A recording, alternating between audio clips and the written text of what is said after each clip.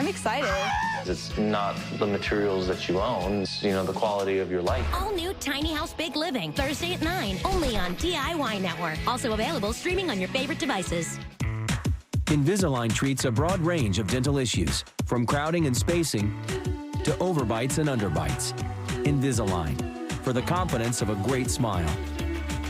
Take your free self-assessment at Invisalign.com.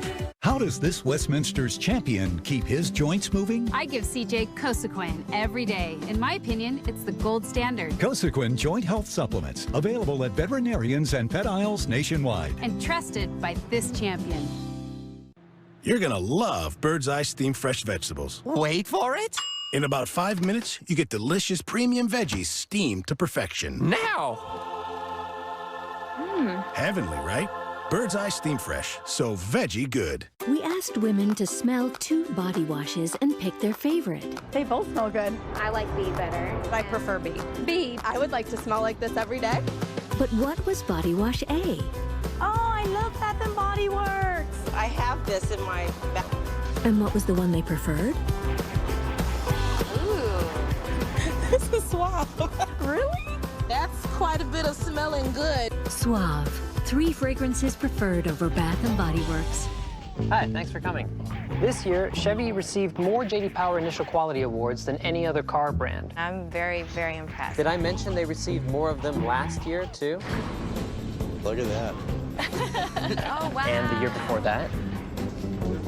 And the year before that. So it keeps going. In fact, Chevy has received more J.D. Power Awards for initial quality than any other car company 4 years in a row. I'm speechless. Impressive. Chevy, stepping up their game. Most people don't know that pharmacy prices vary wildly and that insurance isn't always your best bet. GoodRx is an easy way for Americans to save up to 80% on their prescriptions.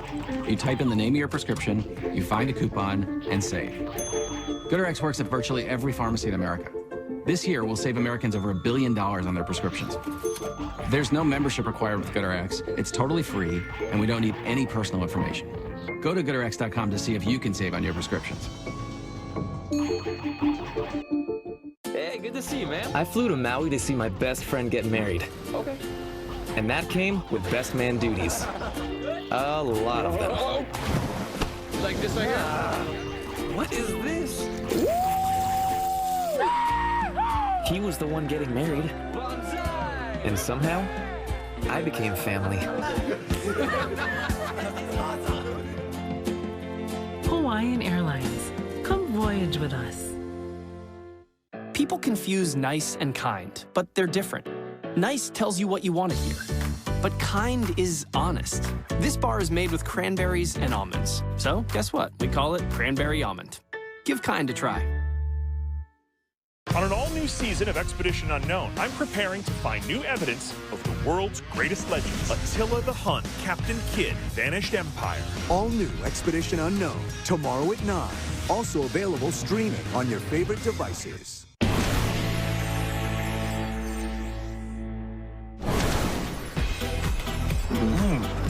This, you definitely know you're eating reptile.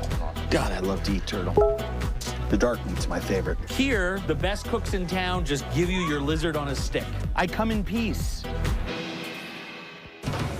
Snakes, lizards, turtles, frogs. You always know when you're eating reptile. It's a little stringy. Sweet and grassy. Like chicken. A lot of reptiles won't bite you. Fabulous. This one will. In Hong Kong, I got a chance to pick my own snake before they made soup out of it. Shai Wang Yip is a restaurant that specializes in snakes. For the past 20 years, it's been run by Mr. Zhang. He looks like a very young man. Oh, because he eats snakes. Yeah. That's why I'm here. He has these printer's drawers, and he leans over and slides these drawers out, and like, oh, there's the 3-pounders. Oh, there's the 6-footers. King Cobra. Yeah, that's a king cobra, all right. For the record, Mr. Zhang says he's only been bitten once. That's because he pulls the fangs of poisonous snakes almost as soon as they arrive. So this cobra has just been made harmless. But I'm still jumping like a scared rabbit. When you see a snake like that and it inflates the hood, that is just one of the most awesome sights in the animal kingdom. The fear factor. I did not just wet my pants, though. One of the beauties of being in a place where they have live snake for you is you can have the pineal gland, the heart, the blood, the bile sac. Wow. You've done this before, my friend. People eat snake bile for health reasons. It's supposed to treat rheumatic pain, fevers, and hemorrhoids. Nothing jumpstarts your day like a little snake bile to just kind of get you going.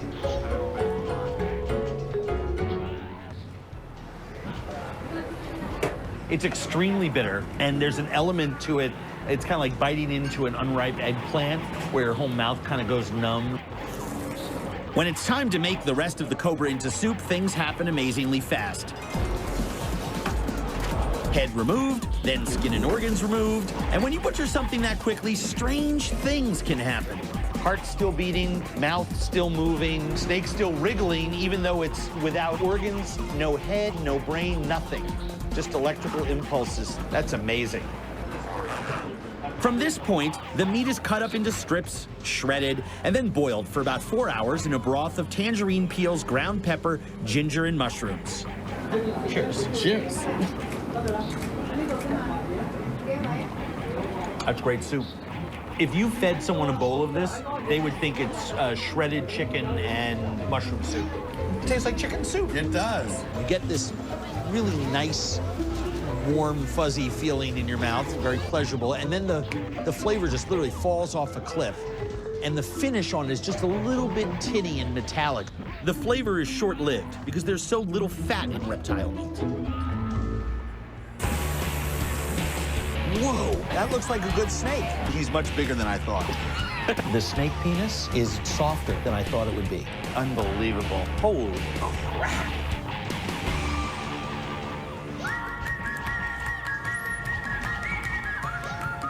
I've eaten iguana in a lot of different countries, and I like lizard.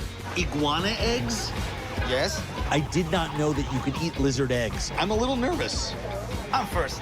Yeah? Okay. Nor did I know that iguana eggs in particular don't have a shell. You need to take out this. What, are you kidding me? Well, they do have a shell. It's just that it's a different type of shell that it really shouldn't be called a shell. It's more like a baggie. You gotta be kidding me. That's it. Why did you have to show me that? Oh, now I don't want to eat it. It's crazy. You put it in your mouth, bite it, grab it by the edge of the shell, and then you suck out and you're left with this little piece of white leathery baggie. Oh, yeah, laugh. I know, it's funny. Along the way, I'm thinking to myself, I'm sucking on this pussy bag of iguana egg. This reptile egg stuff runs down your throat, and then you gotta pull it out.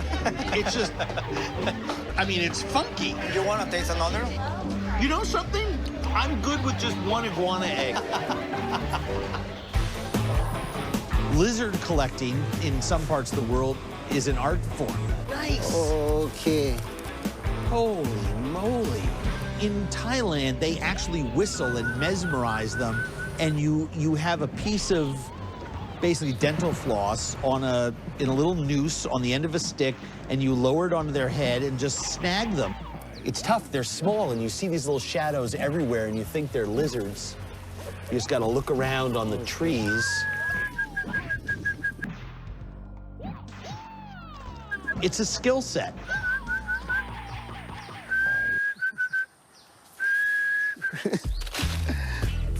You love this, don't you? Okay. There you go. You can just lift them off of trees that way once you get good at it. Ooh.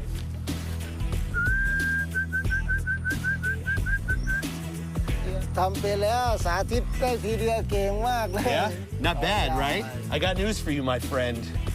You're gonna need a bigger bag. In 15, 20 minutes, you can get a whole sack full of lizard. You roast them to remove the scales. Slice, dice, and cook the meat with fresh lemongrass, ginger, turmeric, rice powder, and fresh red onion, all drenched in coconut milk.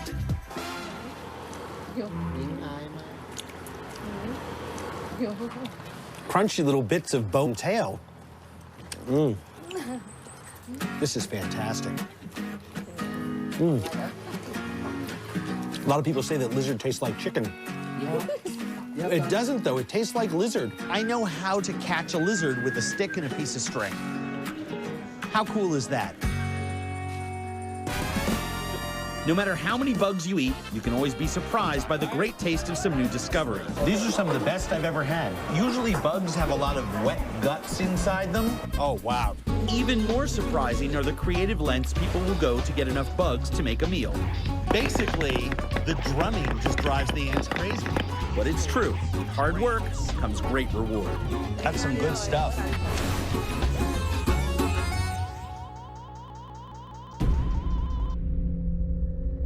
People say I'm crazy.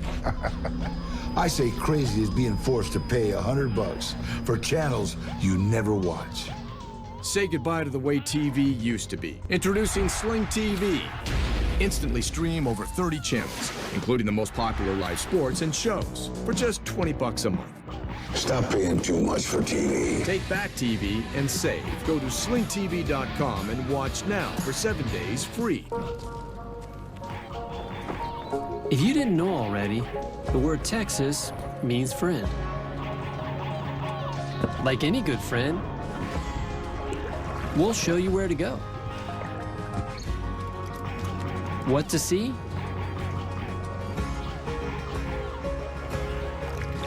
And a few hidden secrets along the way. Texas like a local. Explore it and other surprises at traveltexas.com. Then we wad it up to make it nice and soft. But Grandma, we use Charmin Ultra Soft, so we don't have to wad to get clean. Mmm, cushiony. And we can use less.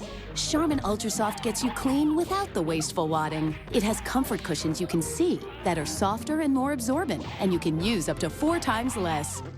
Remember, that's Charmin in there. No wasteful wadding. We all go. Why not enjoy the go with Charmin? Oscar Mayer Deli Fresh Mesquite Turkey has no added nitrates, or artificial preservatives. Now it's good for us all, like introverts, extroverts, and even Bert, Man, you gotta try this sandwich. who's just overt. Oscar Mayer Deli Fresh. So good. I thought I married an Italian. My lineage was the Vecchios and Zuccolis. Through ancestry to the DNA, I found out that I was only 16% Italian. He was 34% Eastern European. So I went on to Ancestry. Soon learned that one of our ancestors we thought was Italian was Eastern European. This is my ancestor I didn't know about. He looks a little bit like me, yes. Ancestry has many paths to discovering your story.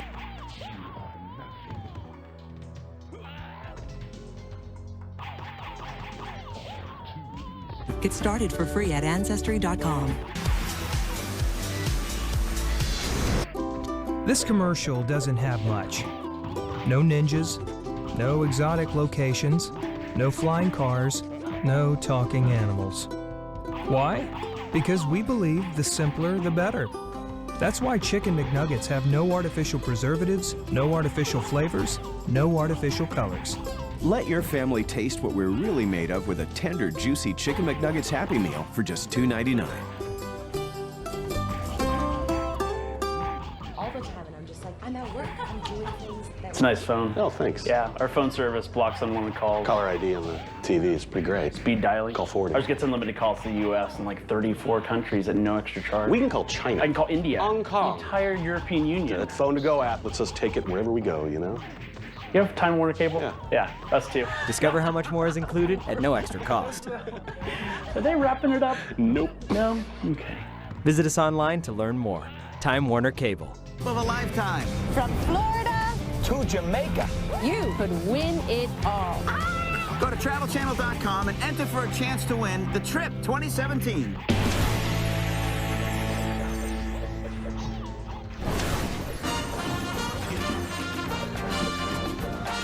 I'm very proud of my bug eating record on Bizarre Foods. June bugs, cicadas, silkworms, grasshoppers, crickets. They're a healthy, lean, sustainable form of protein. Dadgummit if that isn't just a delicious farmhouse snack. And while a lot of bugs absolutely suck to eat, those are mealy. Oh my gosh, I'm definitely going to pass on eating the other half of this mopani worm. There are dozens of them that are fantastic.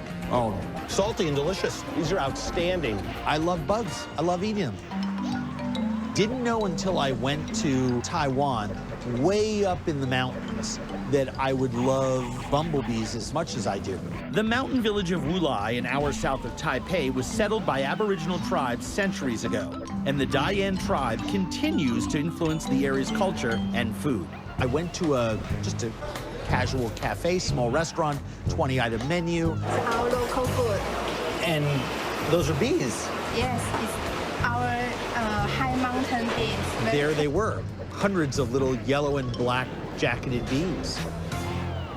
Crunchy, delicious, superbly textured for the stir fry. I eat a lot of bugs all over the world. Yeah. These are some of the best I've ever had.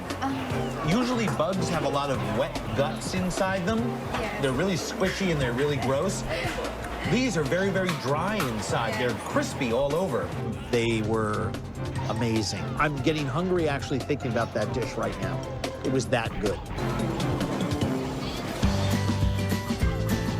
At the beach in southern Thailand, I was surprised to discover another tasty bug. These guys are harvesting sea cicadas, also known as mole crabs. They don't have pincers and are only about an inch big. You shuffle your feet, they float up into the water, and you capture them with a net. It looks kind of like a large shrimp or grub without the tail and head, right? So it's just a set of legs and this little curly animal. There are two popular methods. One, simply tossed in cornstarch and fried with fresh garlic. Oh my gosh. If you love soft-shell crabs, if you love delicious teeny little shrimp that you eat whole, skin on, you will love these. Oh, wow. But they also fry them tempura style. So instead of your typical fish and chips on the beach in Britain or the shore lunch in Minnesota of walleye and potatoes, you have sea cicadas.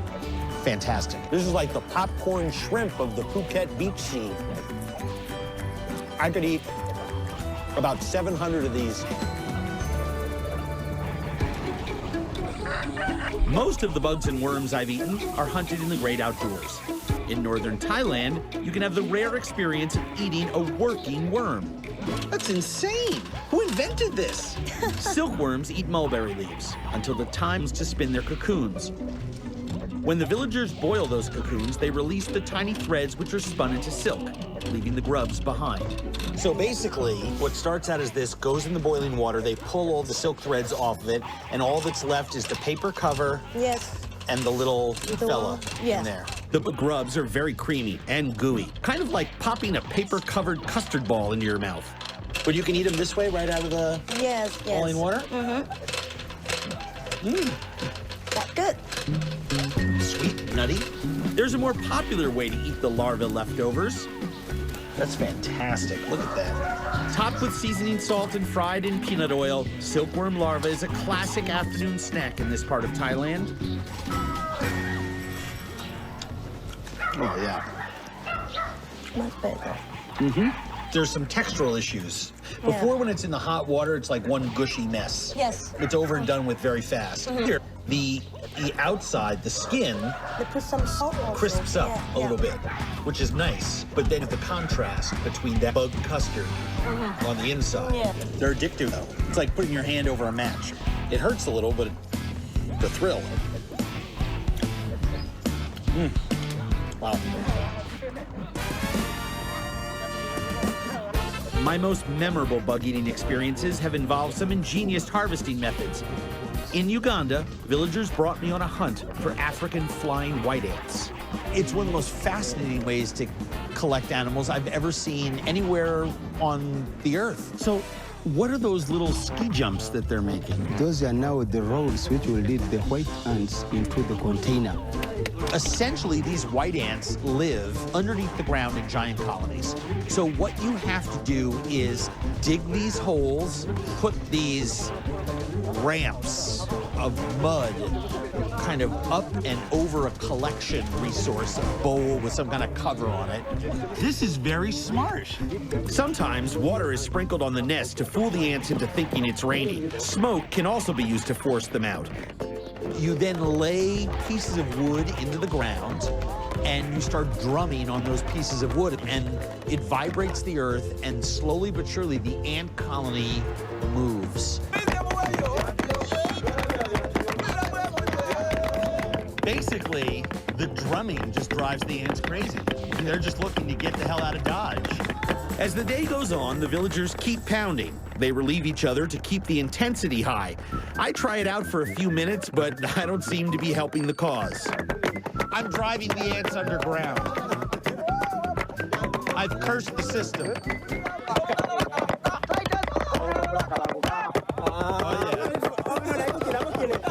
Come on, ants.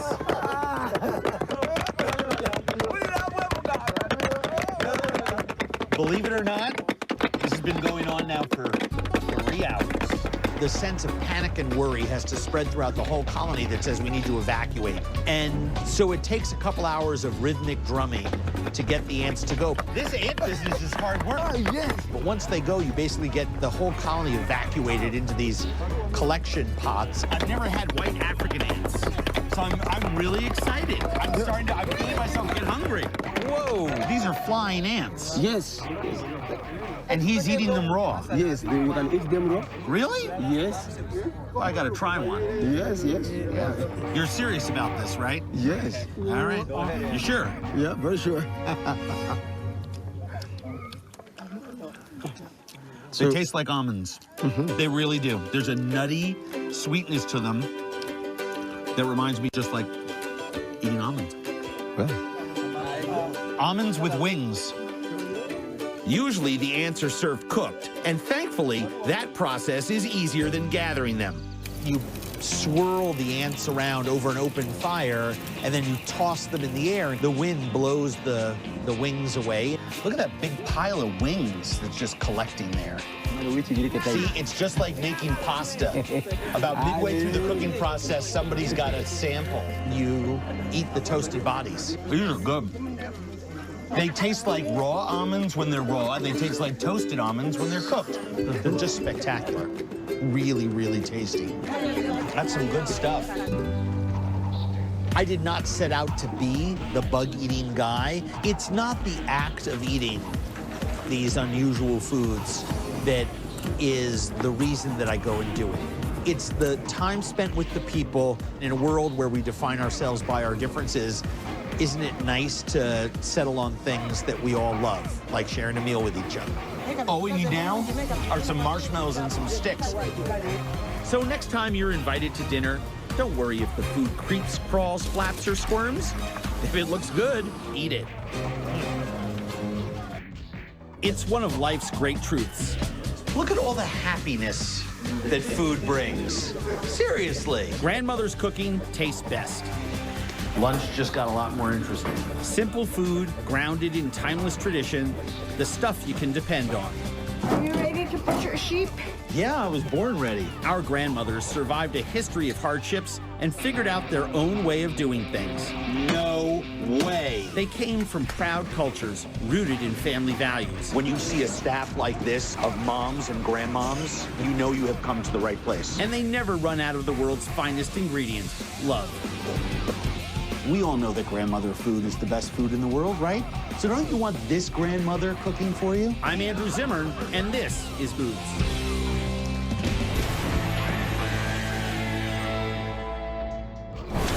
Forget five-star dining. Forget all those fancy chefs in their expensive kitchens. The ones making the best food on the planet are found in huts, in markets, in your neighborhood, and in places that time has forgotten. They're our grandmas. As our modern age nibbles and gobbles away at old world traditions, we're losing culinary treasures passed down through the generations. Fortunately, there are still places where grandmothers stubbornly keep the big world at bay and adhere to time-tested cooking customs.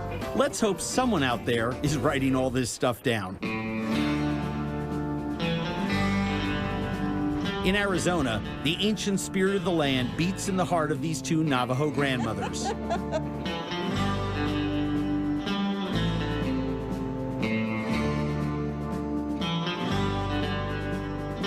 There's canyon 360 degrees around us. This valley has to have a little name, right? Yeah, it's called Se Bean Ziske.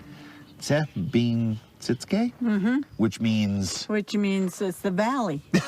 Effie's the 5th generation of her family to live here.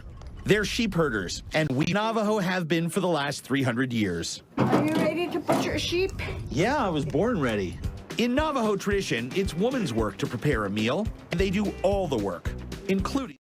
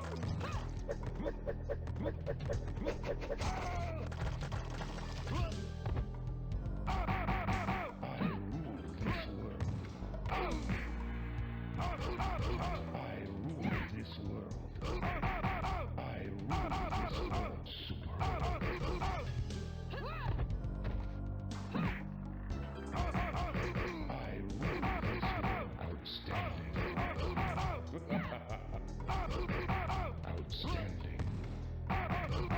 Well done.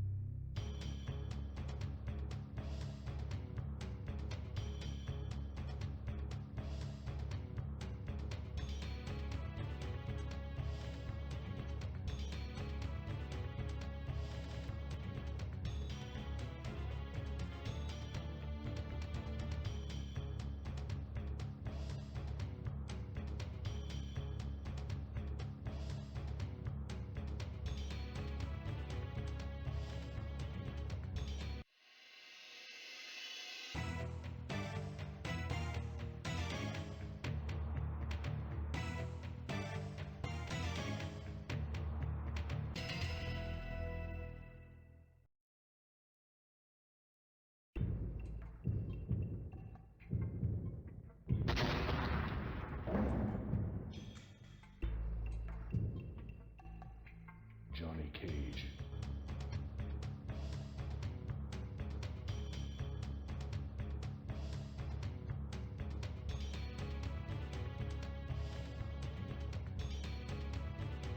Round one, fight.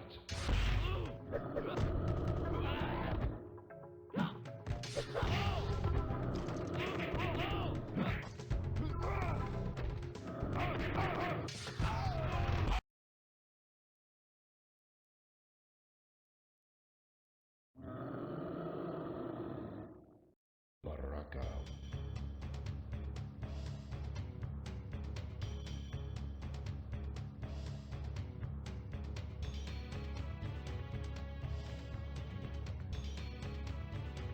Round one, fight.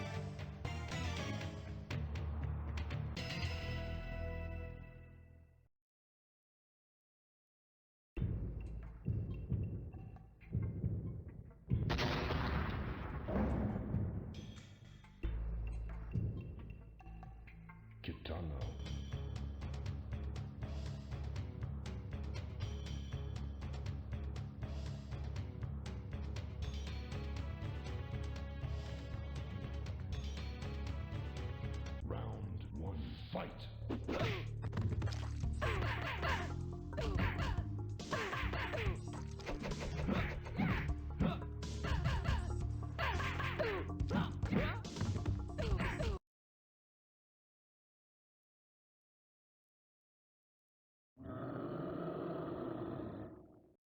Melina.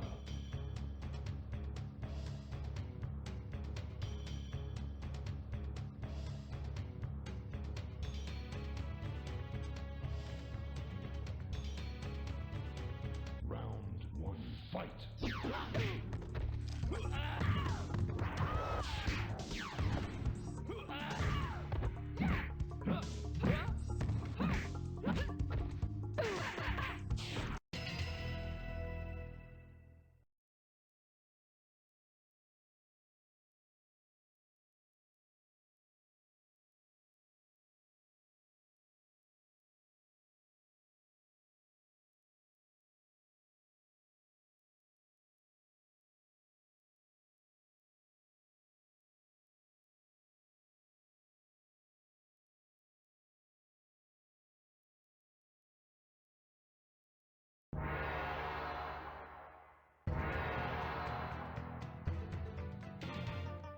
Sub-Zero.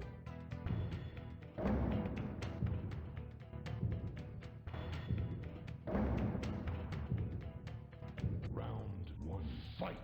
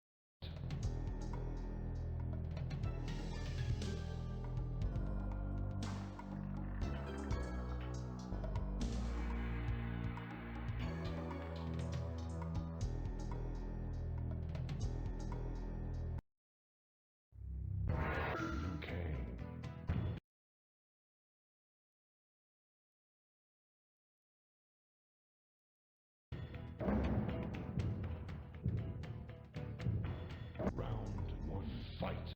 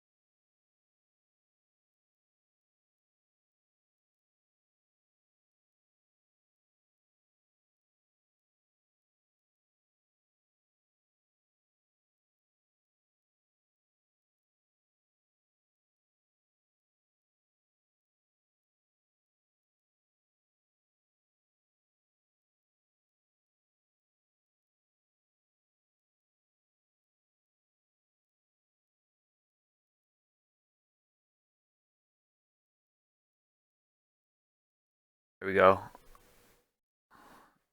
All right, looks like we're working. Excellent. So let me know if you guys can hear me now. I'm trying to use a mic because it's a lot easier than typing. Fantastic. So basically what I was explaining earlier, Charles, is, let's see here. Yeah, there's an unused pointer here. You can pretty much fill that in with anything. And that's going to be in the sweep range. So anything you can find that would be useful in the sweep range would be nice to plug there. Or we can, Tyler, just move this this max RNG pointer here to a different location and just entirely move the table and assign as many actions as we want. You know, increase the random moves.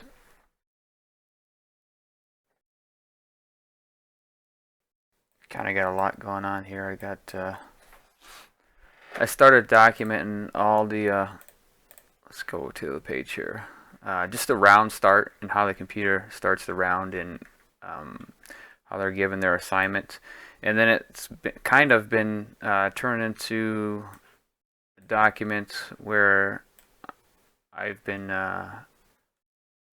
doing the whole AI routine and also jotting down IDs for routines for different types of attacks.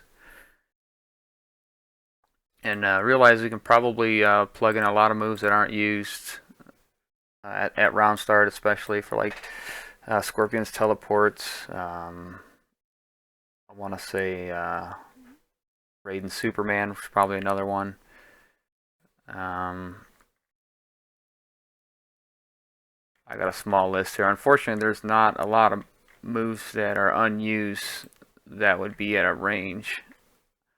Like for instance, I've got about 7 of them here that aren't used. But I mean, it increases the variables and makes the game a little more interesting, less predictable.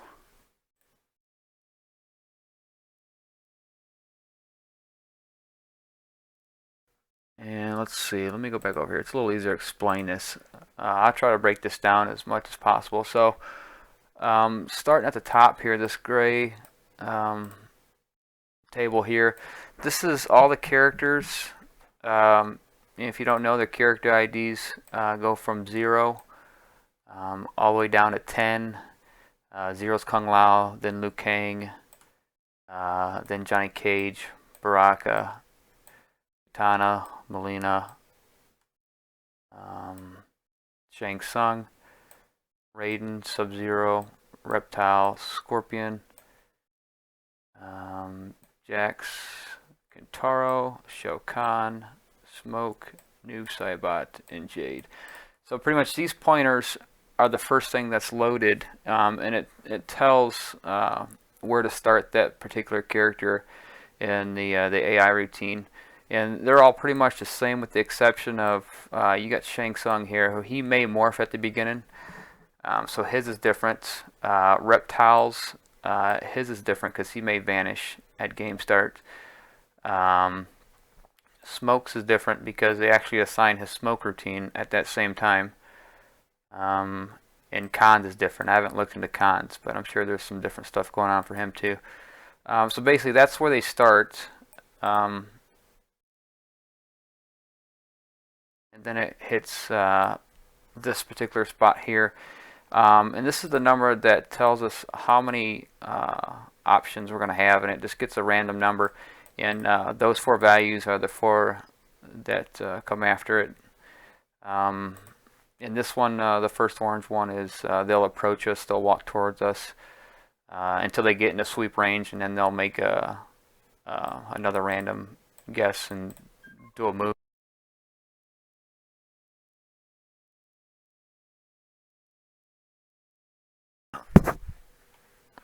Sorry, my mic died there for a minute. Turns itself off if nothing's playing. And then the next one, the sea green one, that's going to be a jump kick. The purple one, that's going to be a projectile. And then finally the other green one's going to be their move. And their moves are all in this table here. And this is what limits them to only one move at the round start. If they do decide to do a particular move, it's everything's stored here. And that's all static, so you can't really use any more than just their one move that's defined. So we can move this table here and probably add to it. And let's see.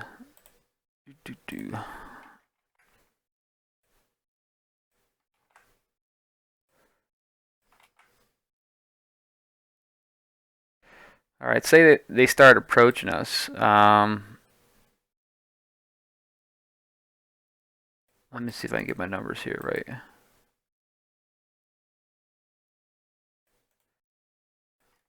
Let's go to that approach routine real fast and see. I'm just going to play this so my mic doesn't turn itself off here, but I'm going to turn it down a little bit.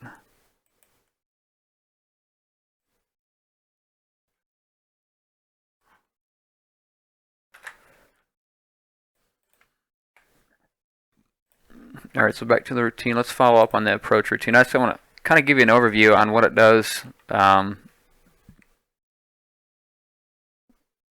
how it works.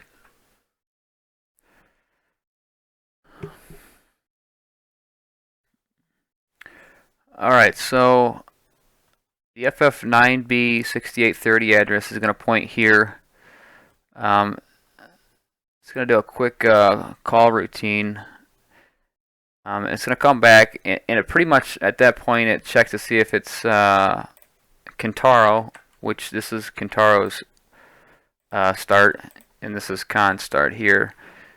Else it'll go to the red, which would be a normal character. Here's another max RNG number. And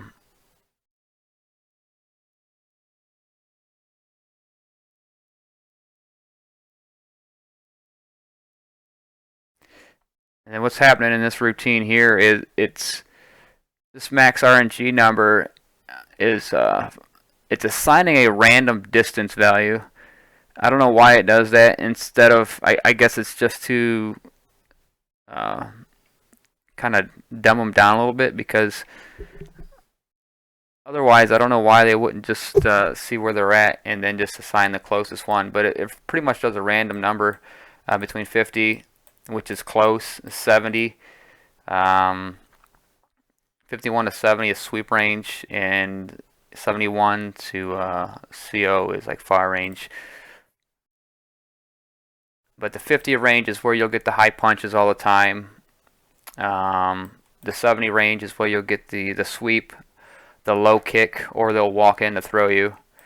And the CO is a lot of the special move stuff. And here are the routines that follow it. If it were the 0 to 50 range, it would do that routine. And this is.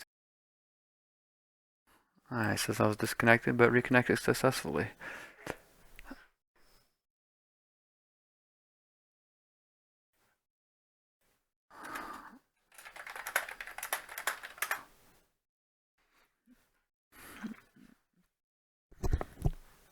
There's a table like that per character on all characters. Run the blue one, the blue one. Let me know if you guys can hear me again. I know the stream dropped, but it reconnected.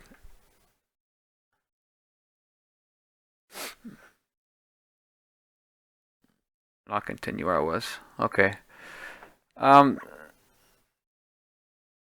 Let's see. First one you showed below the grade table with all the characters. That's the table. That's the only one that I found. This blue table here, like I said, is a list of moves, and each one is for one character. Like this one's going to be Kung Lao, and he does his teleport at the beginning. This one's Liu Kang. I believe he does his bicycle kick. Johnny Cage, I think that's his shadow kick. So this whole table only includes one special move per character, and that stems off of this number. If it does get that, then it looks up this table to find the right move. And then after that, back down here, it does assign one of those three values. And once it goes, like let's say for instance, say it assigns the 70 value, it's going to run this routine. This is going to shoot you down here, and this is another randomizer for what move to do in the sweep range. And they got a walk forward and throw option. They got a sweep option. And they have a low kick option. Surprisingly, they have a fourth one, but it's not used because obviously it can't get reached with only a 3 in the max RNG number. So, like I was saying, we can plug anything we want into that. Maybe just turn that to 4 and reintroduce the high kick, or you can even do probably a jump kick over them or something to mix it up. Or another character table. We can easily put in, like we did up here, we can put in a pointer for a routine. And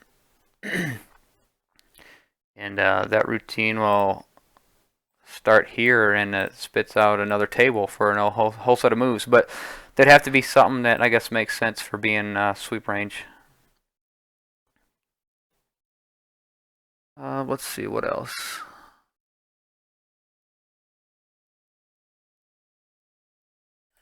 Yeah, they align as far as they go in order of character ID. So you'd have 0 through 10, and that's the way they assign it because they do a lot of base adding. Like for instance, this base here. If I were to right click and get that address, you'd see it's FF9B2210. So what it'll do, since these values are double word, they'll do like a they'll take the character ID, like say for instance, which would be Kung Lao. They would slide that left by 5 and then add that base, and then it'll get this location and then run it. So everything you find on all these tables are going to be all character indexed by their ID.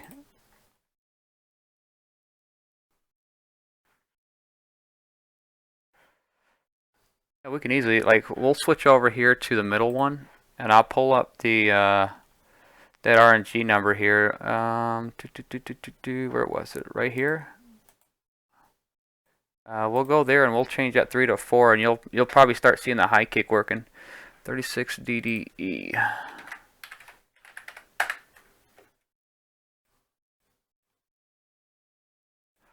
We'll change that to 4, and it should go to high kicks. I'm assuming that's what the FF9B8100 is, but we'll find out.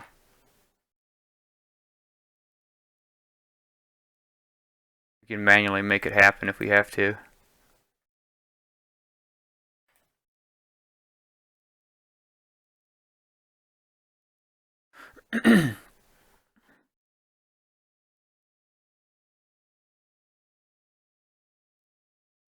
There you go.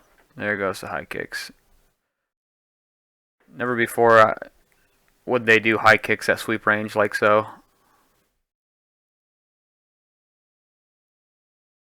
We can probably plug anything in there, like, let's see here.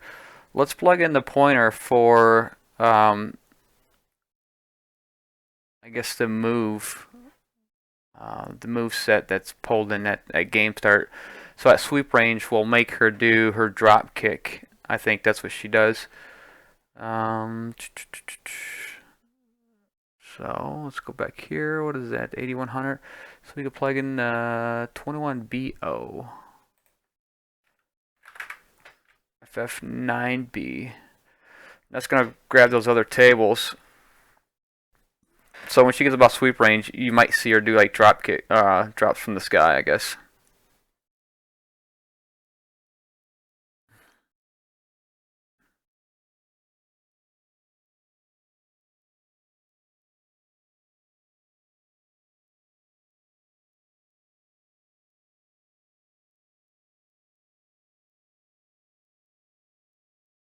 Any day now, I guess.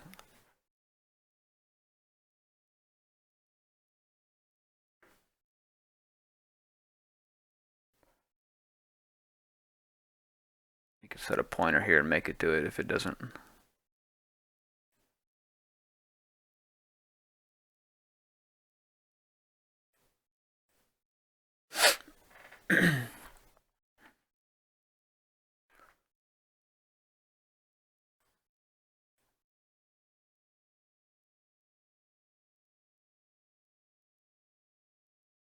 Should probably assign something other than punches. Let's get a little old.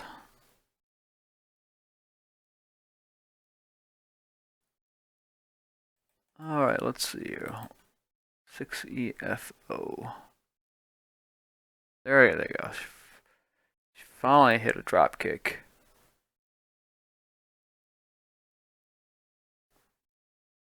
We could probably... Let's do this. Let's assign a breakpoint for when she gets into sweep range and decides to do a move.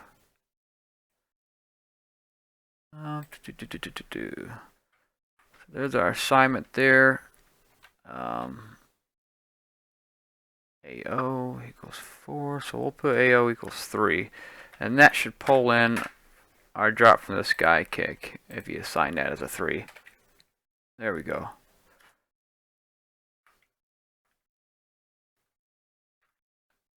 Same thing. So this right here, this seems like they don't use very often their other move, which probably should be included. I mean, that simple hack there improves, I think, the gameplay quite a bit. Because instead of doing a low kick, sweep, or a throw, I mean, they got one more option. They can do that second move.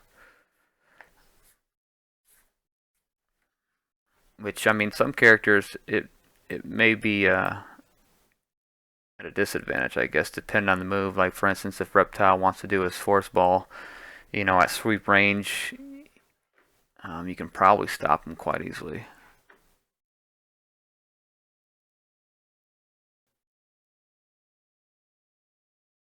And I'm going to make lower values more often.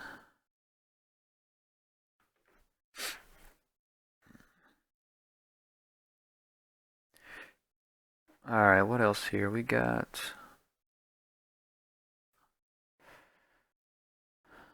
So yeah, all this, that's the mid-range, sweep range attack here. What do we got here? I think this is...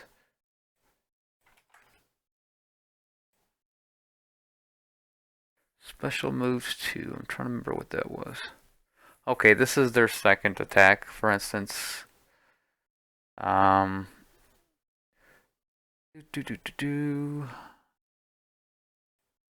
got a routine here. It's unique. It's I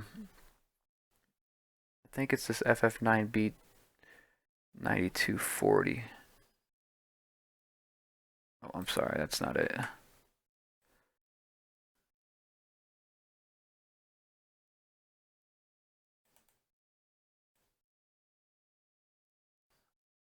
F9B72CO. Well, let's go over to.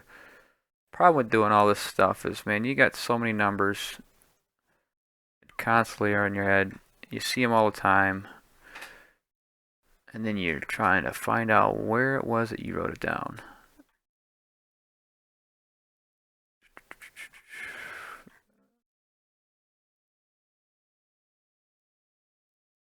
Okay, yeah, this one.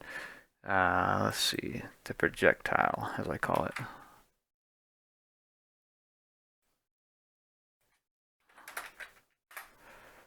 Let that run there.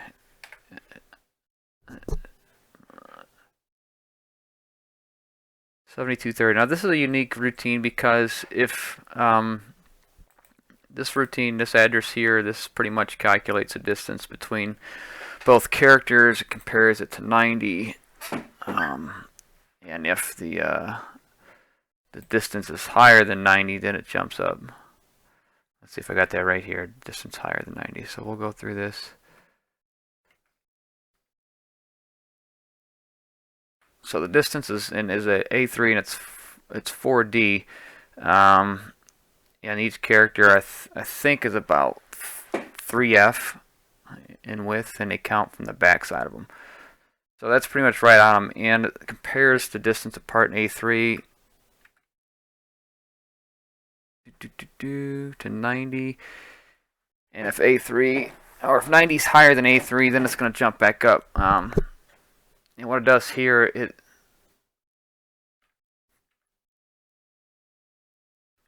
looks for smoke, and this is where he does his dash throw. I guess that's his spear is not considered a projectile. It's a move, and his dash throw is the projectile. So that's why a lot of times you go to fight smoke, and he will do his dash throw right from the beginning.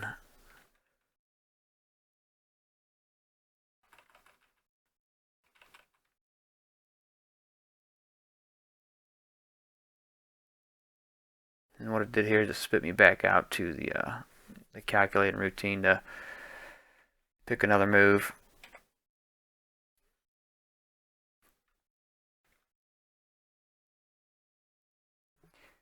And what it's going to do, it's just keeping us from firing a projectile so close, pretty much. You'll see once the character's quite a bit of ways away.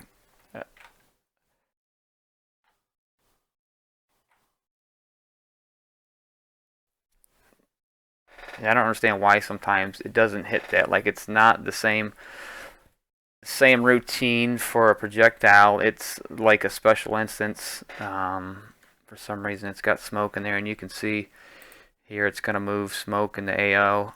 In this address here is pretty much just comparative. Checks if it's smoke. And if it's not smoke, it's going to jump it. And not do the dash throw, but we can easily assign dash throws to any character. Like for instance, if I were to put Melina's ID in there, like 4, she'll do dash throws all day long. Actually, let's see what that looks like, because they're already a pain in the ass to begin with these Katana and Melina, because they're the fastest characters in the game. Let's see what we got there. 9B, 72CO. It might help if I change my settings there.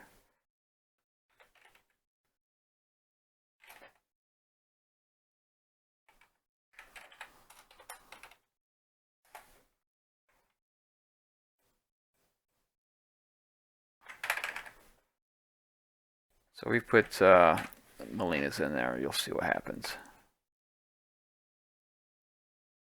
Turn off that breakpoint.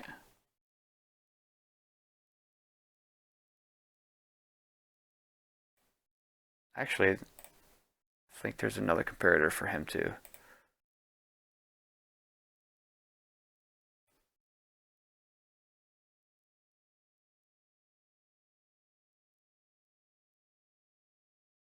There she goes.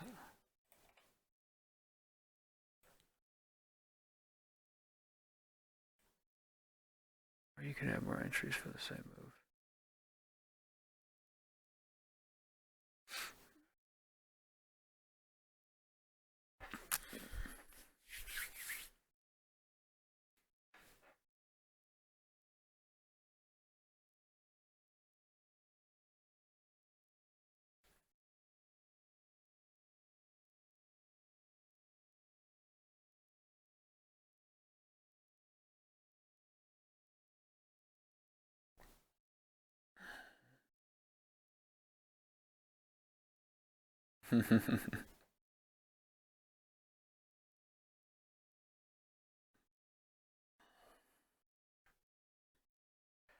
So that's pretty much it. I mean, there's a lot of stuff that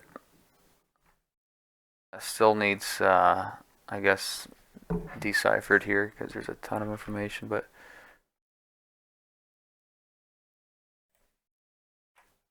I guess first things first, we'll try to introduce more moves at the start, and then probably plug in that other close range move.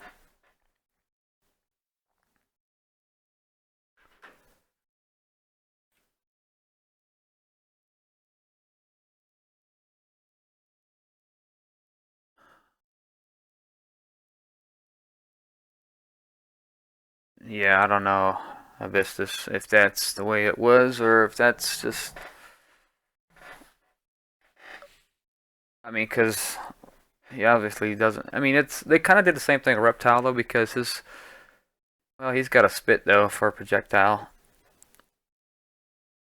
I was thinking of his force ball, but...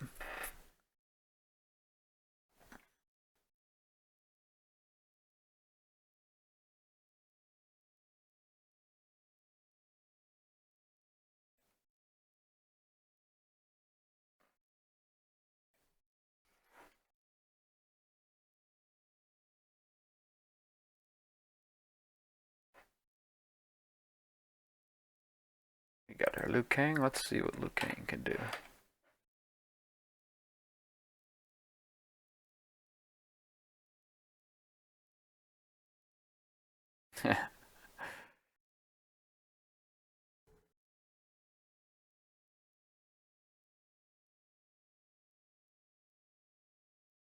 It's funny, is a lot of these guys, I found the table for the throws, the actual throws, and like everything, it's all character ID indexed, but I'd say 80% of them all have the same type of animation.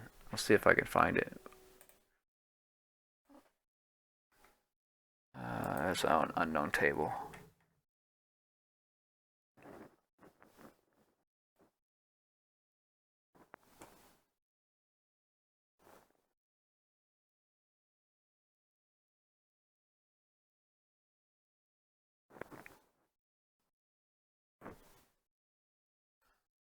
There it is right here. Yeah, these are all the animations that the I guess the defender will do when he's thrown.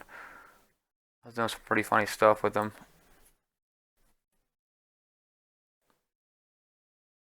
But you can see a lot of them are FF8B 8800.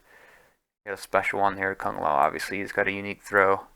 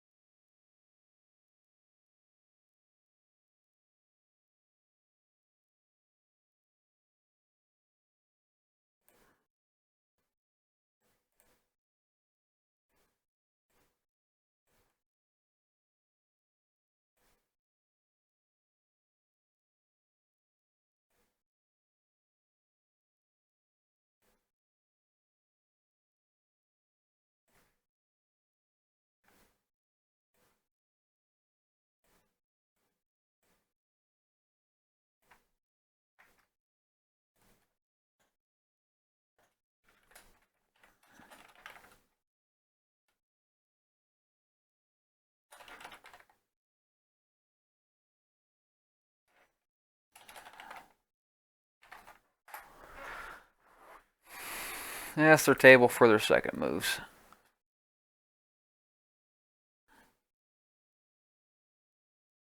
Here you can see that routine for the smoke dash right here, or whoever you put in there. I guess it does the dash throws. If it's not smoke, Shang Tsung or reptile, it'll and it's within the right range. It'll drop down here and grab a special move to execute.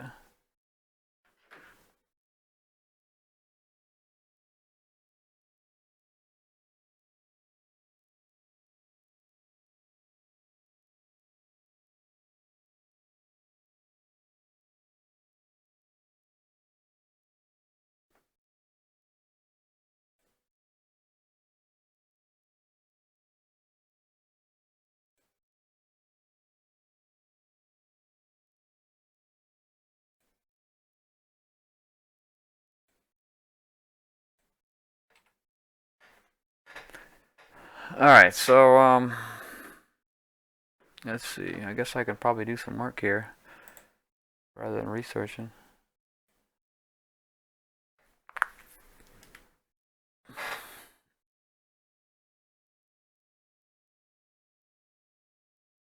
Alright, so the first thing, well, I'm gonna have to go back into the test menu and create a new option here.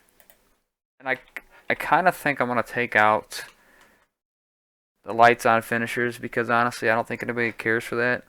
Everybody likes it when the lights go down. So I think I'm gonna probably just replace that with like improved AI or something along those lines, because everything I do with the AI kind of want to have an option, you know, because there's some purists out there they just want to do, you know, sometimes just like 3.1, and I kind of stepped over that a little bit by adding some things you can't turn off, like the combo counter. I'm sure there's probably some other things in there, but yeah, maybe that's about it. But yeah, I think I'm gonna get rid of the lights on finishers because no one really cares for that.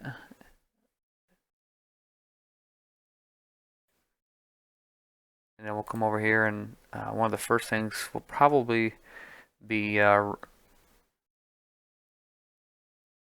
re-enabling that fourth option for the sweep range move. And then at that point, I mean, what should I put in there? Should I do like a basic move? Should I keep the high kick in there? Should I Put like a jump kick, a table to a special move, depending on the character. I mean, what do you guys think?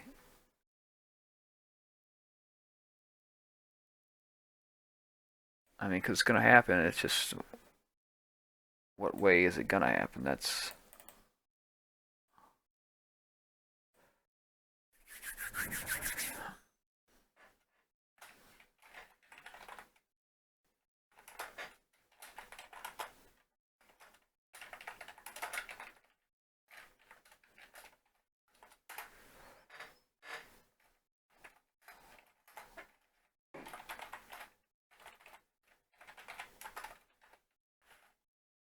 I just got a little ahead of myself.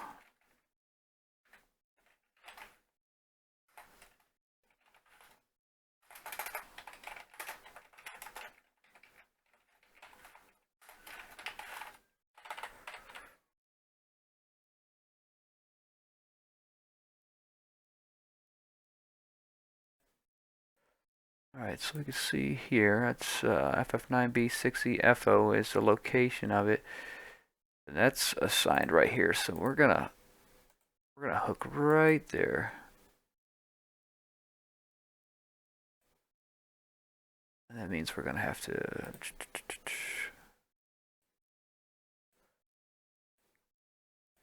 jump back right there.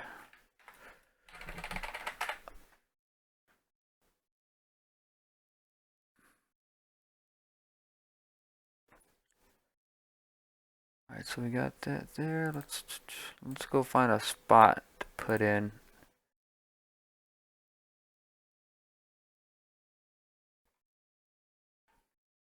I'd be interested in seeing how much free space was available before and after all the modifications.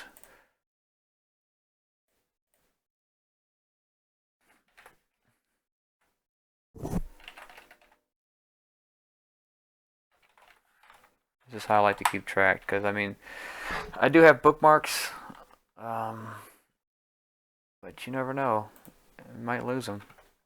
And even having all these bookmarks, you can see it can probably take some time finding some things. You never know, you might lose the bookmarks one day, but I highly recommend this app to anybody that's wanting to waste a lot of time as well. Alright, so that's going to be our location that we're going to put this.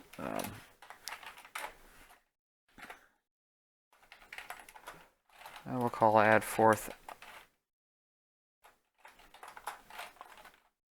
option to sweep range.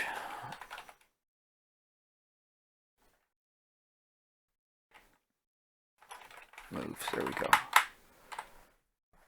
So let's see, we're gonna have to, since we've already decided we're gonna take out the lights on finisher, let's go over and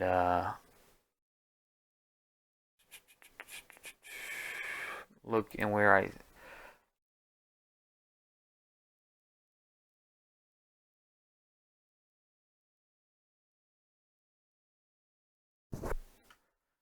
let's go see where I store that and use that location. Alright, looks like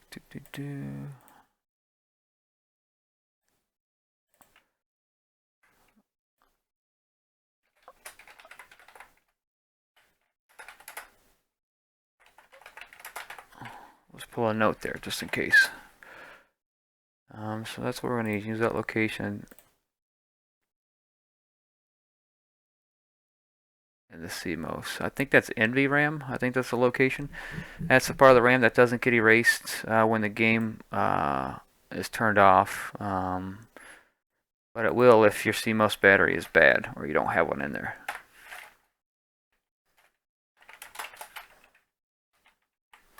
So we'll just move that into AO. It's going to be only 16 bits. So we declared the 0 there.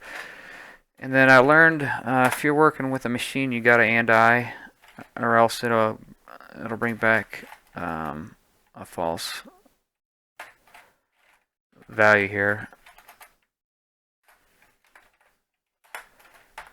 And then, I don't know why, but when the CMOS works, when you're going through options, default is 1 and 1 is off. So when you change it to 2, 2 goes on. So we put 2 in there. We'll check to see if that option's on.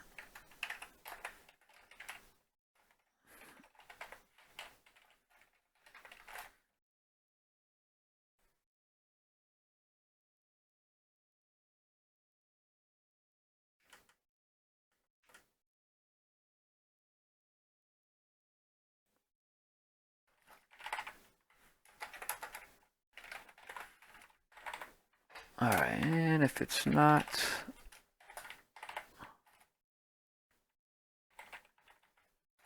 runtime if not equal to restore.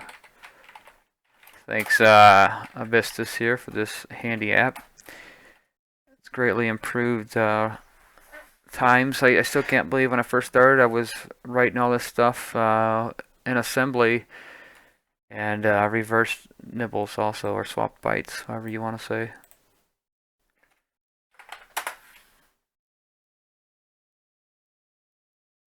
Alright, so let's find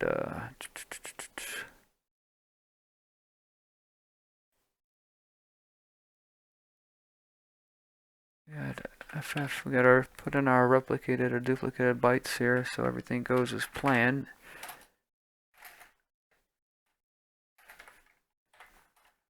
Oh, 09 EO and AO.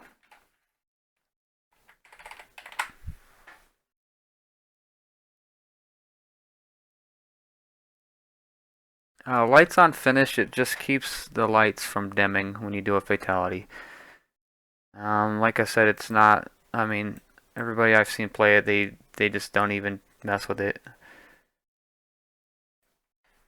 So I think I'm going to replace that with the improved AI routines.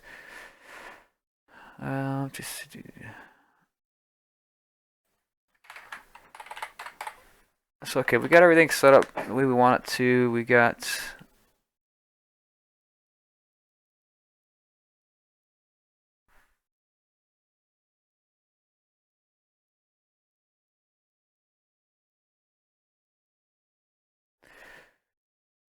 so now we just have to gotta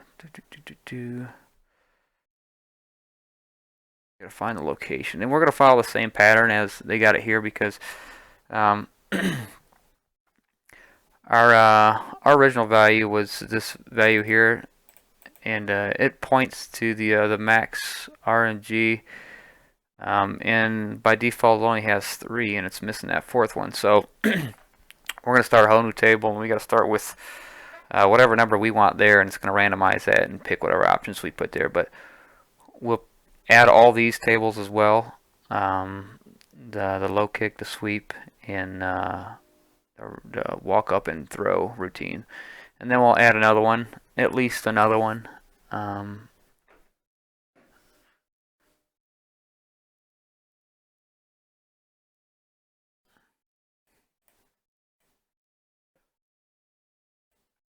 So we'll make this simple on us. We'll just copy what we got here.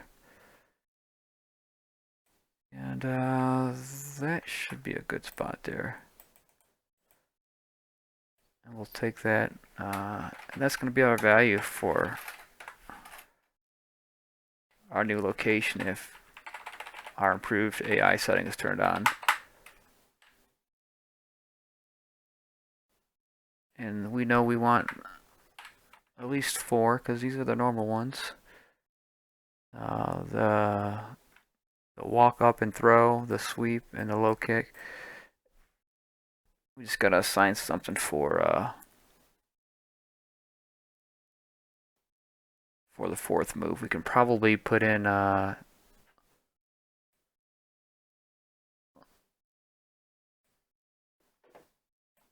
routine for the special move when the game's on, or when the round starts. Let's see if I can find it. There we go. So if we wanted to, we could plug in this number as a 4th one, And that'll introduce the character's move that they usually do if they were to do a special move at round start. But we want to improve that too. We want to make them use other moves that they don't normally use at the start as well.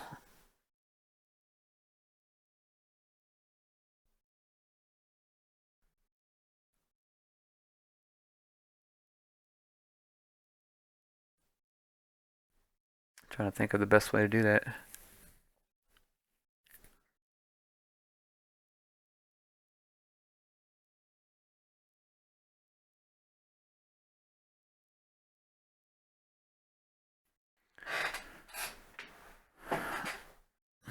Well, I'm assuming I can probably take character index the way that they do it. Slide left by 1, or randomize a number between 0 and 1, and slide left that. And that'll give us our base for either 0 would be the first move, and if it was a 1, slide by left, it would be the second. Would that work? No, that's not going to work, because if it's a lower character ID, it's going to fall into the first table still.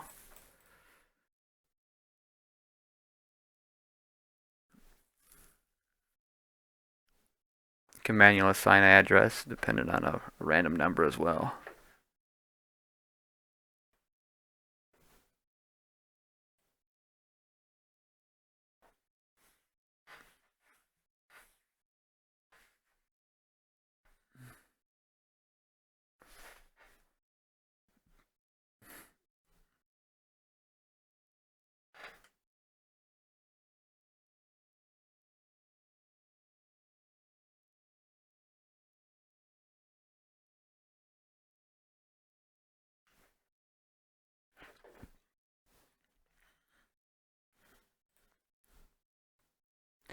Alright, so that's good to go as it is. I'm just trying to further improve it, because right now that's just going to give us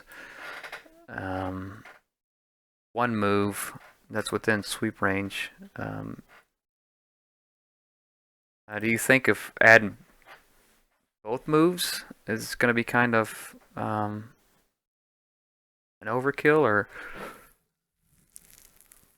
or no? I can see some moves being a disadvantage if you're trying to perform at close range, but I kind of like the variables. I mean, it's because you never know.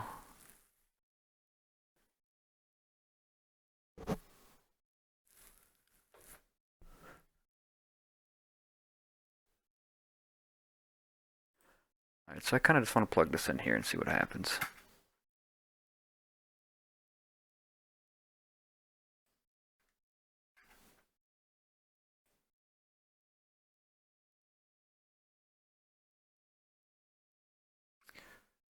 Let's see. Last but not least, let's go down, and we got to put our hook in there so it knows where to jump. FFEO FDOO. Oh shit.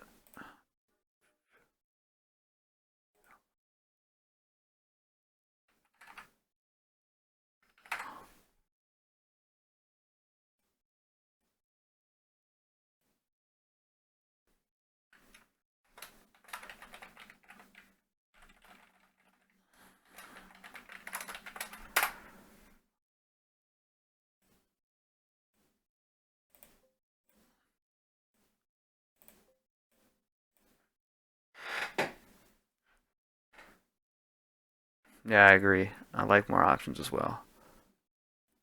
Alright, so we put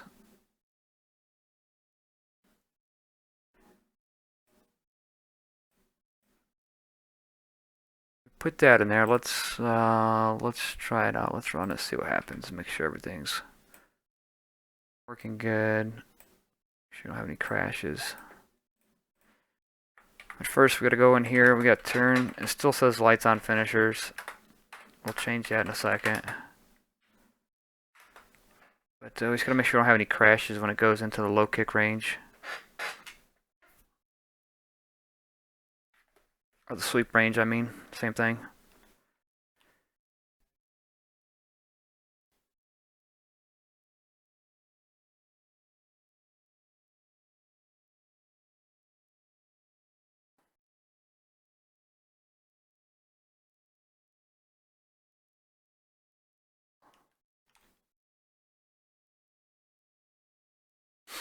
Looks pretty good. Here, let's put a breakpoint on there. Let's make sure that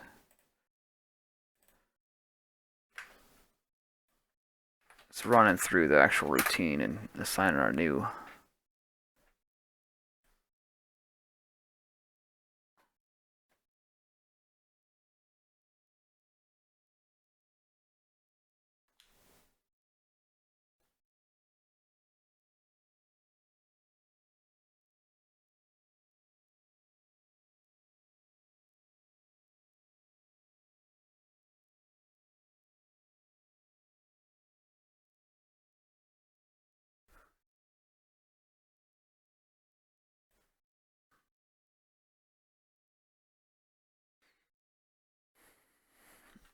Find it odd it didn't break one time.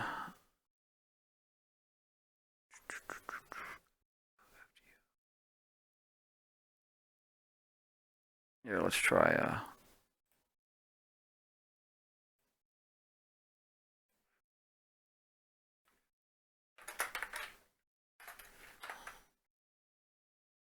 there we go. That's at the hook. There we go. So there's our break.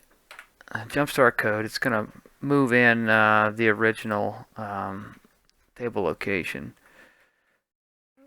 And let's go through. It's updating the graphics side here.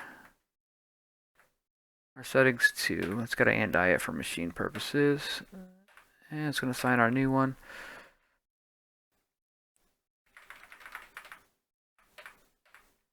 Jumps back, then jumps to routine, and there's,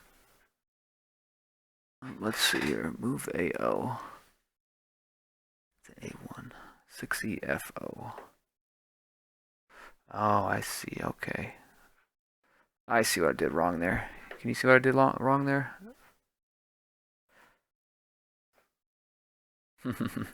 I assigned a new value to register AO, but I also restored the old one.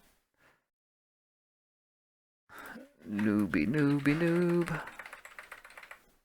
So we gotta specify we don't want to restore AO, because AO is going to be the one that holds our value if it changes. So let's go over here. Let's fix that real fast. Yeah, let's put a bookmark on that. AI improvement. We'll call it improvement 1.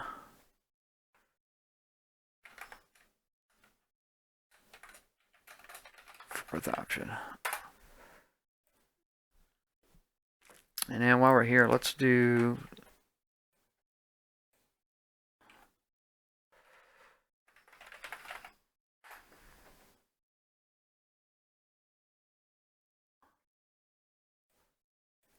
Let's change our string. Lights on finishers. Okay, we don't want that.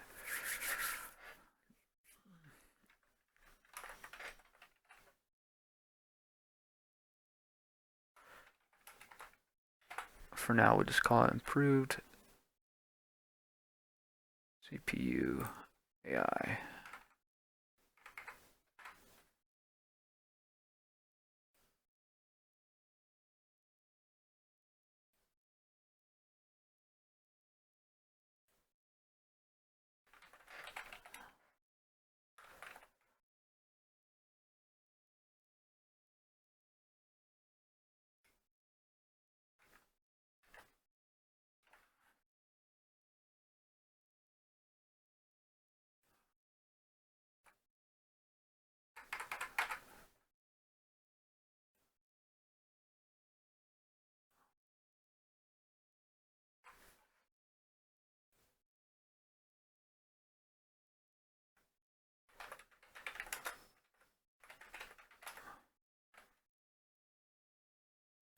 That'll work for now.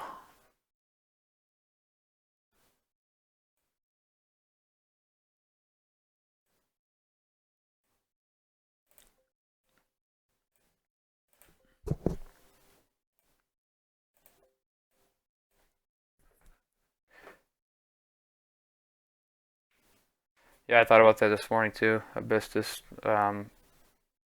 small moves like that. Ratings, I think Ratings got something like that too.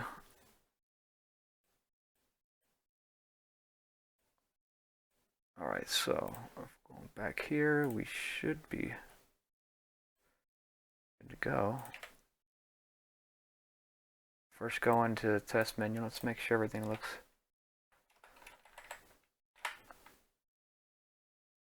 Improve CPU AI. A little primitive, but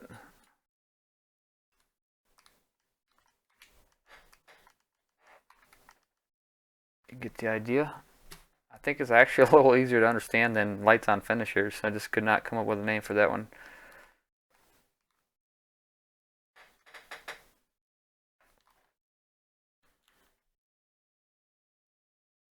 Oh God.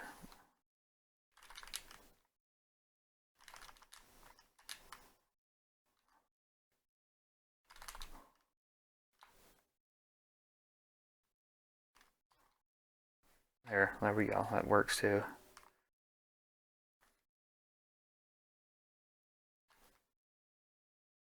So this is very hard.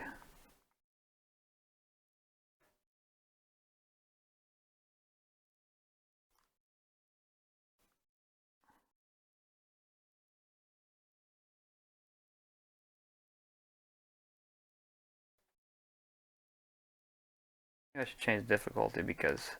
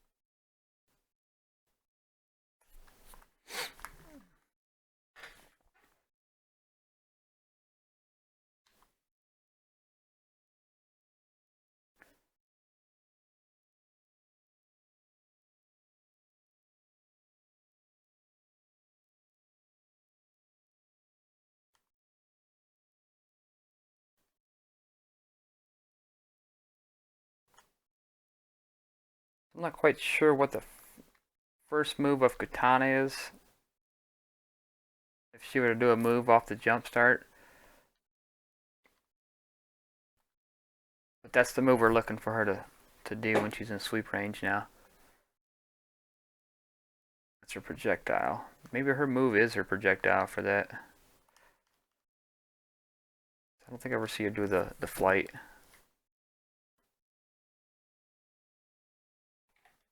To be sure, we can always let's put a breakpoint on that and see. But it doesn't seem like they hit it too often because I mean it's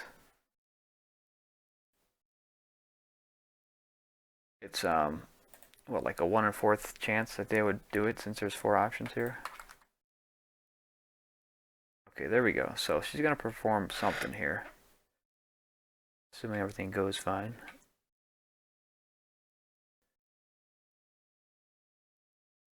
Okay, so there's our AO.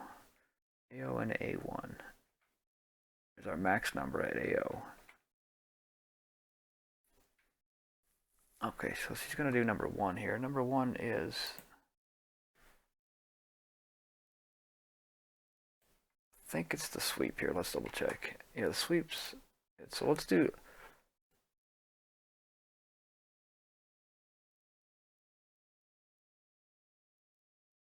Let's change that to 4. It forces her to do. Sorry, 3. Forces her to do the.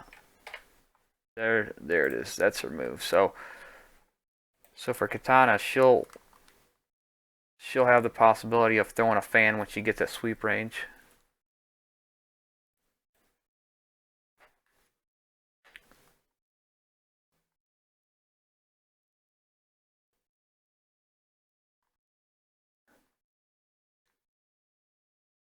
Liu Kang's is the bicycle kick. I'm sure of that.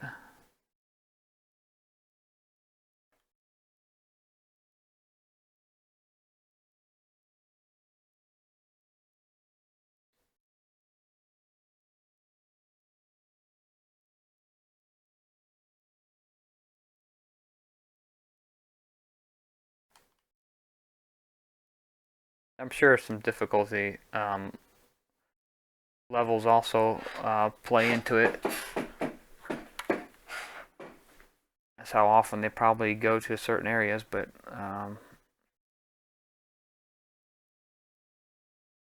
change this to a 4 as well, or 3.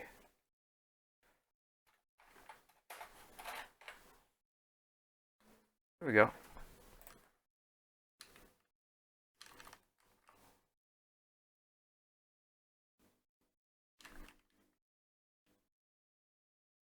I'm about to sweep right underneath his bicycle kick. I'm going to give him.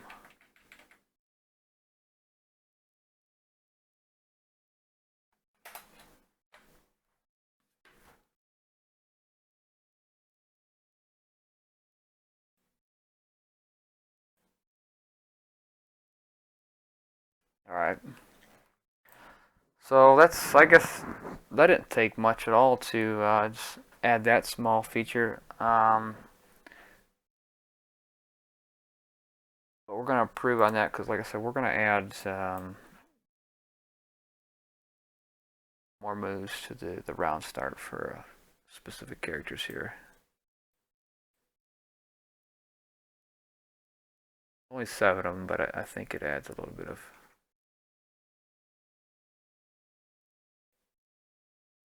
randomness to it.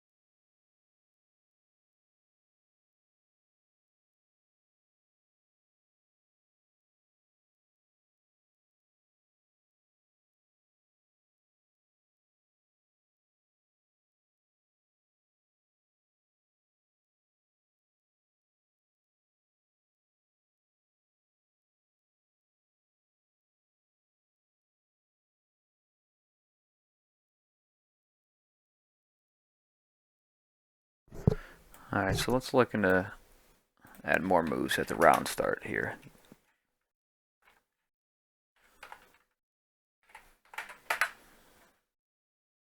Look at that right off the jump.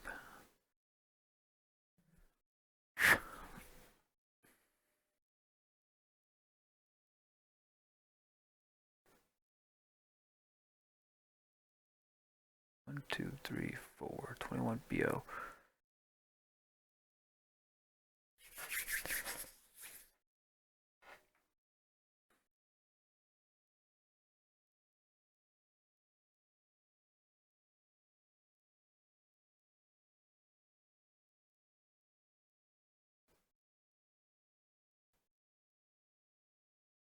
F9B FDOO. So we can tell Johnny Cage is about to do his shadow kick as soon as it launches.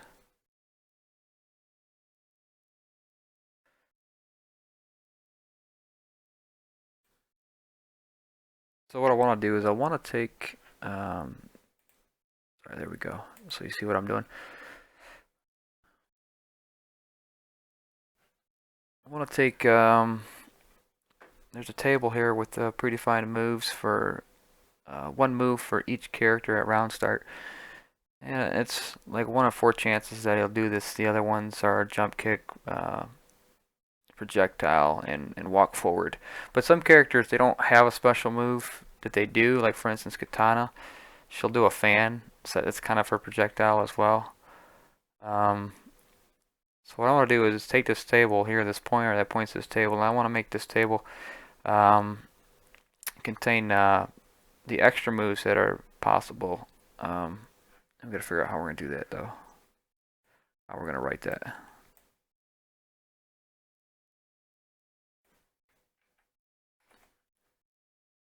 Yeah, let's see. But first, let's save the script because it's really a pain in the butt if you don't save your script, you write, and then you got to go through and look at the debugger and rewrite it. You don't want to do that.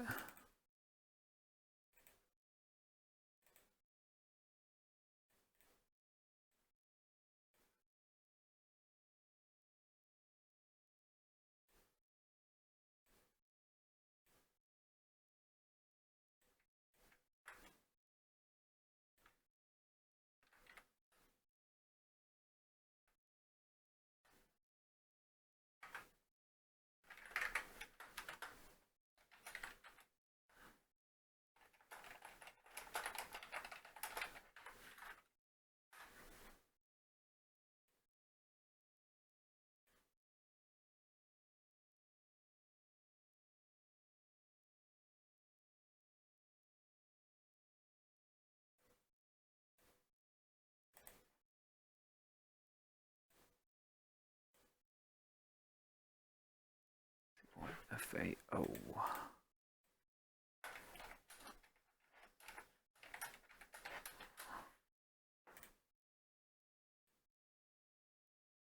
Alright, so that's that.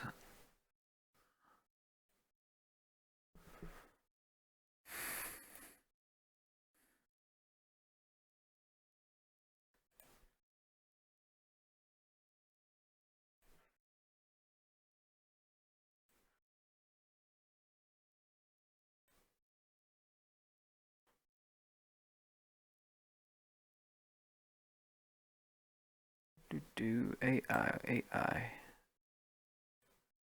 There we go.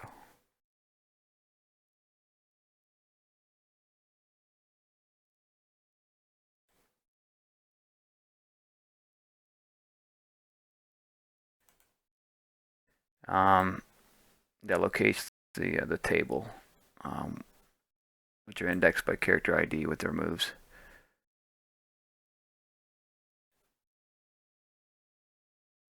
Let's see, possibility. And the same thing goes for Katana. You can see they don't really have a move they can do besides their projectile at the round start. That could actually be beneficial. So we can easily plug in these same values of projectile. I think it'll be okay, because initially I thought, well, maybe it's going to give it more of a chance for them to do a special move at the beginning rather than the other moves. But I think once it calls that particular table, it's doing a special move no matter what. And it just depends on what character you got, whether you're going to get a new move or the same move. So that'll work out.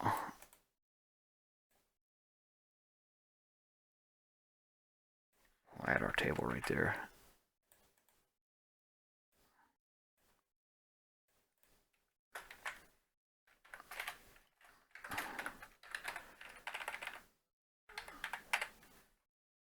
Okay, so we can probably go back and steal a little bit of our script that's in the other portion there.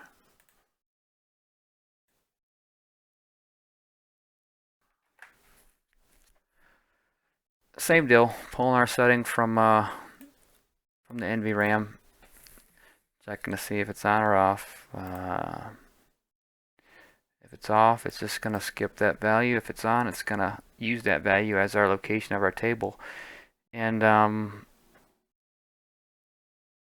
we have to do at this point is just assign our values in there for the moves.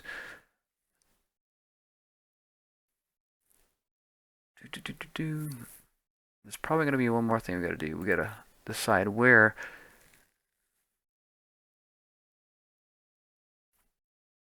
Okay, that'll work.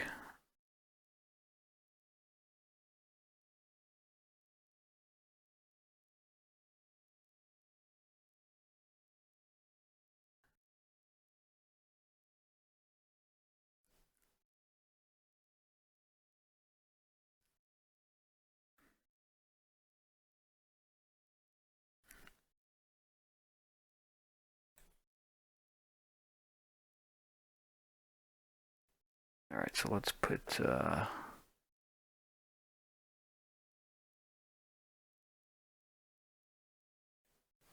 our routine in here.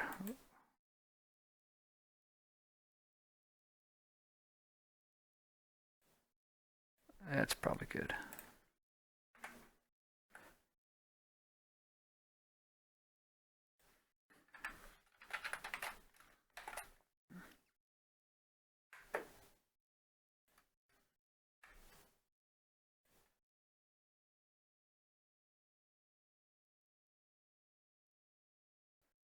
CO80 0200.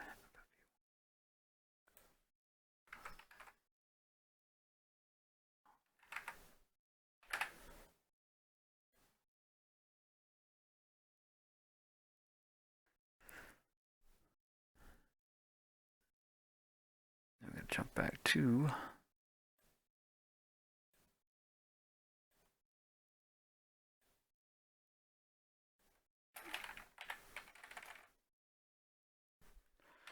one EO.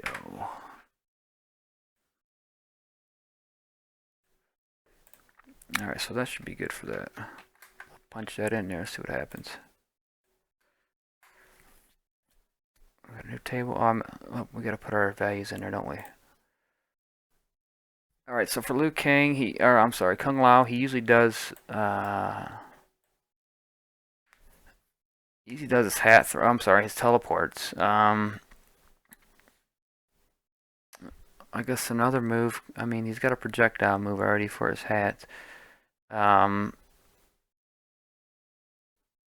guess I'll have to find out what the address is for his dive kick. I know that's the only other option. I don't really want to assign the spin move because he does that when he does the approach. If he decides to approach at the beginning and the difficulty's high enough, I think he'll do that.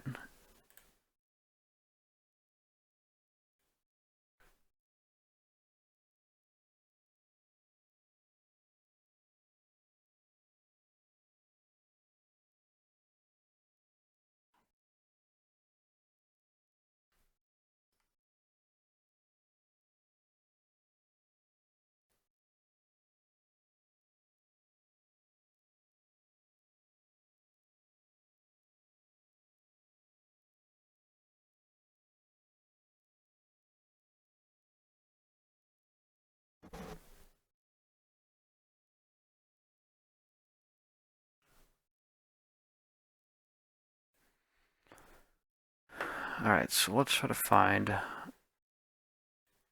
ones that we wrote down that we can start plugging in there.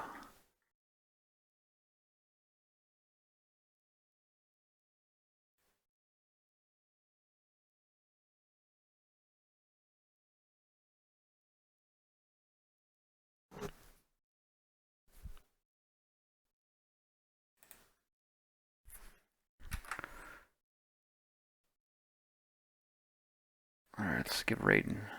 Let's see.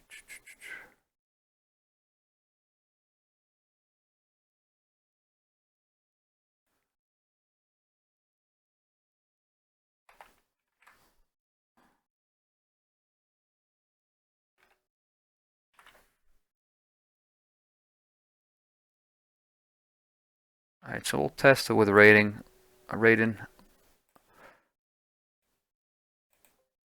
Just to make sure everything goes good. And there's got to be some research, and I got to do to find out the address of the other files or the other the moves. But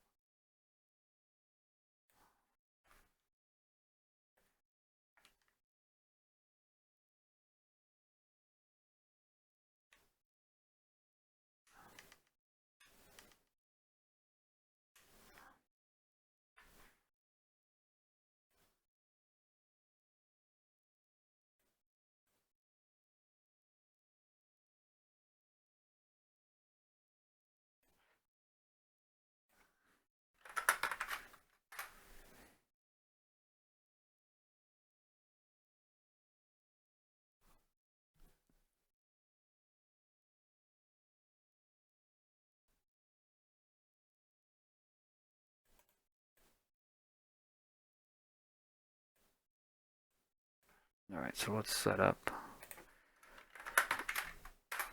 the move and the player.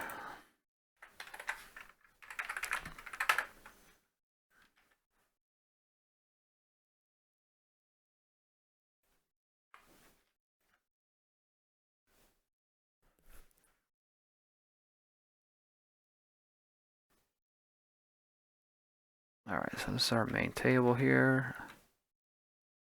Excellent. It's already gonna, let's see, 21BO. It's already gonna call our next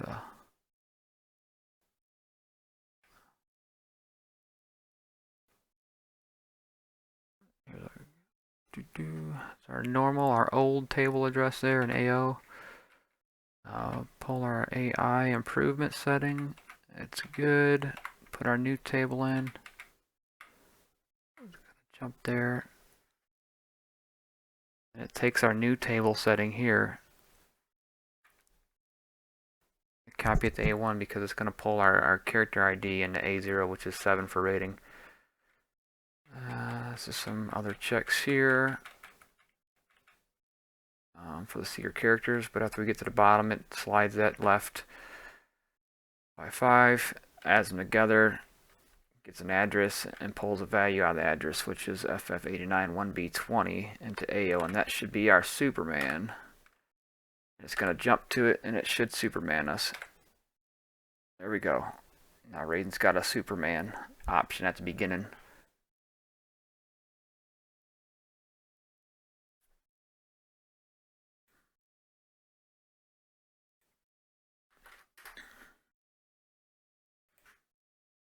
Okay. Same thing here. We'll just go through again and we'll double check here. Looks like we pulled our Superman card again here.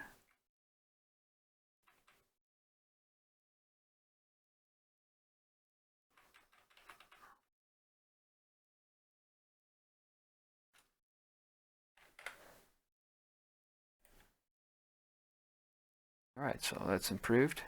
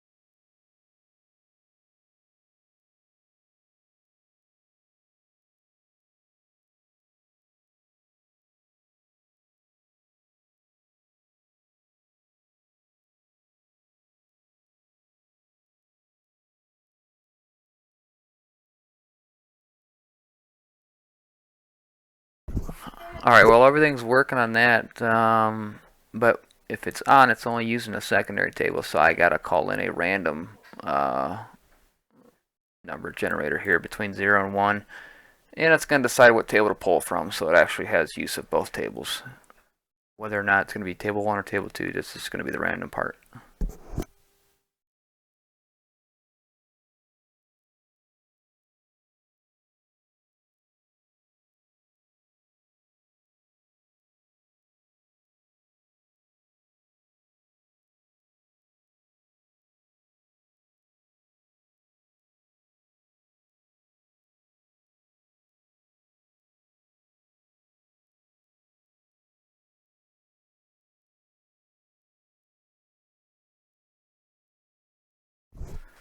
Alright, this is our randomizer routine, as we'll call it. We always have to decrement AO by 1 because we're actually getting values from 0. And we'll just take this here. We'll put that value there. And what we're going to do is we're going to put a simple jump to runtime if equal to restore. And that just tells us after decrementing AO, if that's 0, just jump to restore. And the only other way it would not jump if it was 1, because our value is obviously 0 to 1. If it's 1, it'll sign the secondary table. So there's both tables in play right there. Let's go put this into position.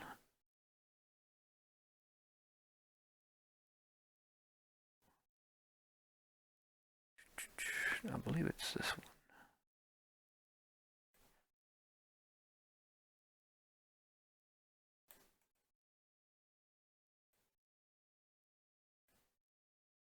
Yep, okay.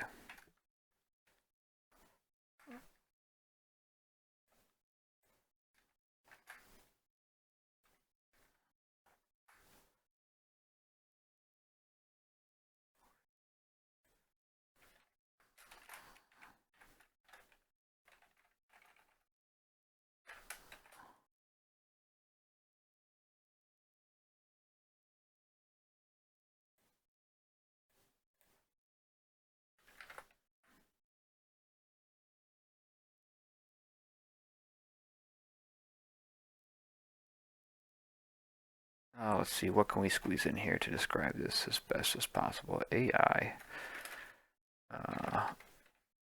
or moves. That'll work. Alright, so assuming everything's fine there, I don't have any typos, that's good. We just have to fill in the extra moves in table 2.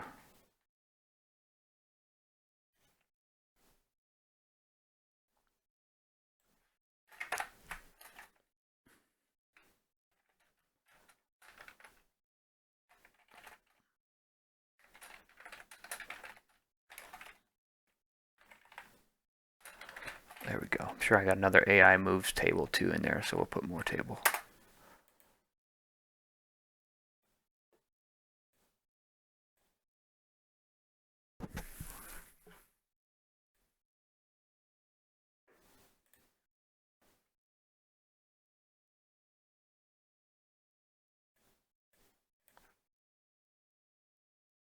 Alright, so we'll do this one. B20. This, kind of like a marker there. We know that's Raiden, so we've done Raiden. Let's go see what else we got here.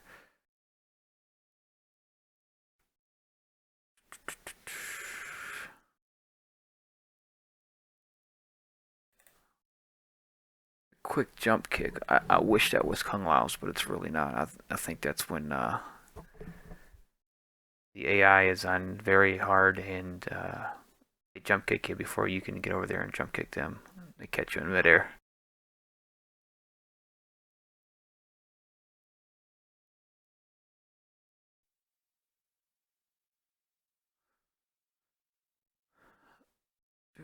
Ninja slide, ninja slide. Okay, that's one that can probably be used by Reptile because His projectile is his acid spit, and his other move is his force ball. So we'll put that in there for Reptile.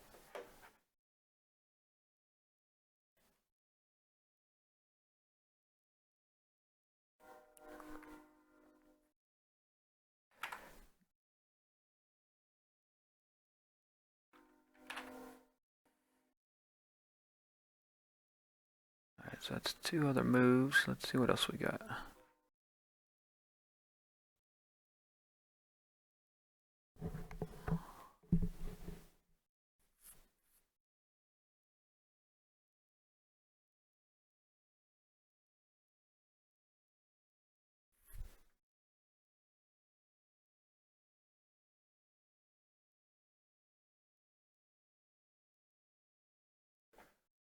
Probably have to backtrack here and look at one of my documents here to see where I was finding the moves here.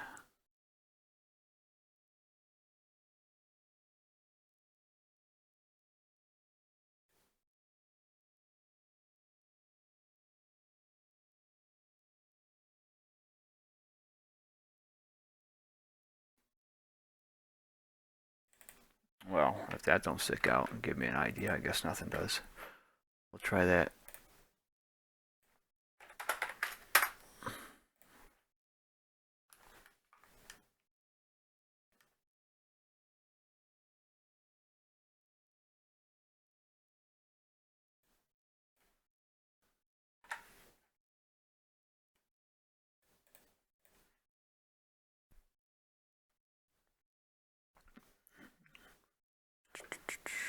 Alright, let's see. 1FDO.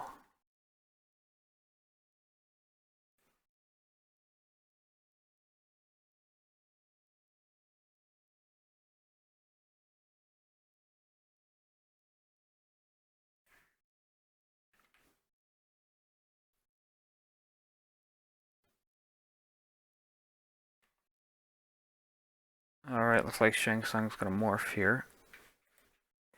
I believe. Didn't research a lot of this, but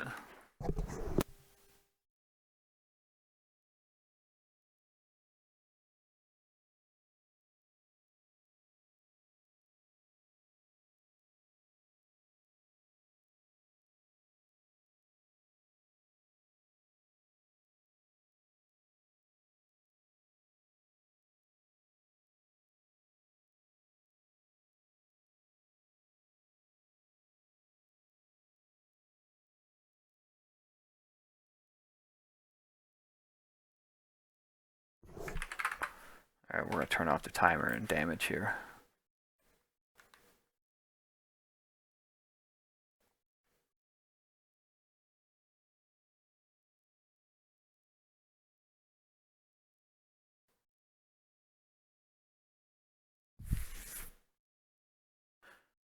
Alright, let's see what he's gonna do here. 1B20. Let's look that up here.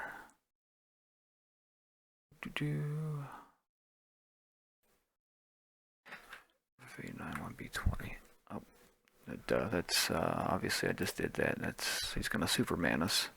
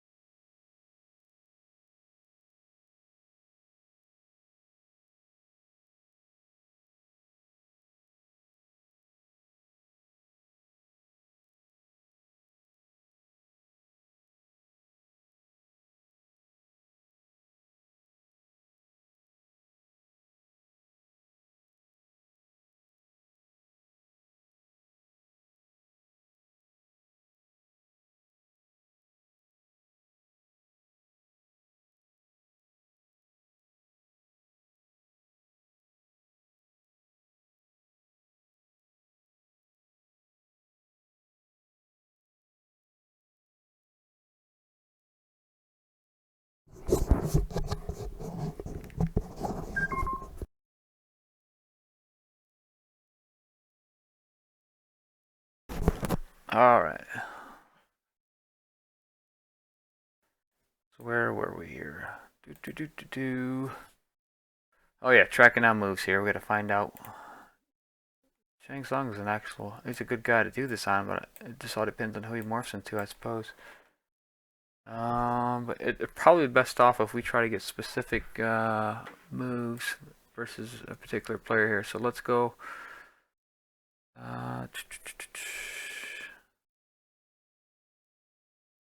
Liu Kang's flying kick. Well, let's do Liu Kang. That should be pretty easy.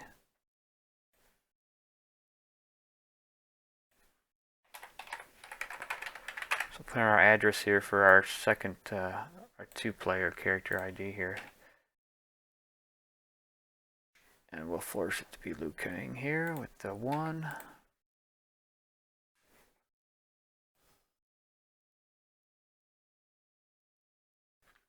Do 20 Dio. And just for shits, we're gonna make them do.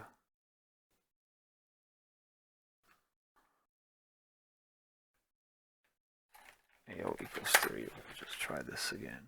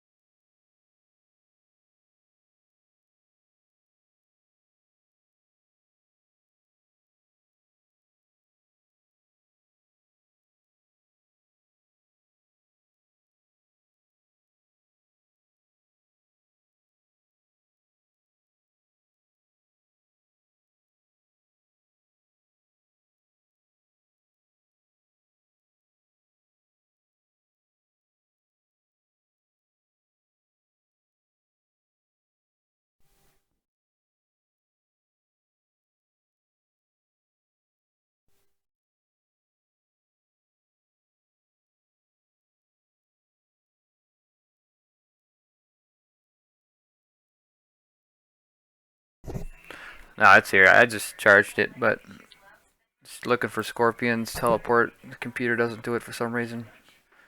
I don't know if I ever remember them ever doing it, but it's gonna be kind of hard to track down if they don't do it.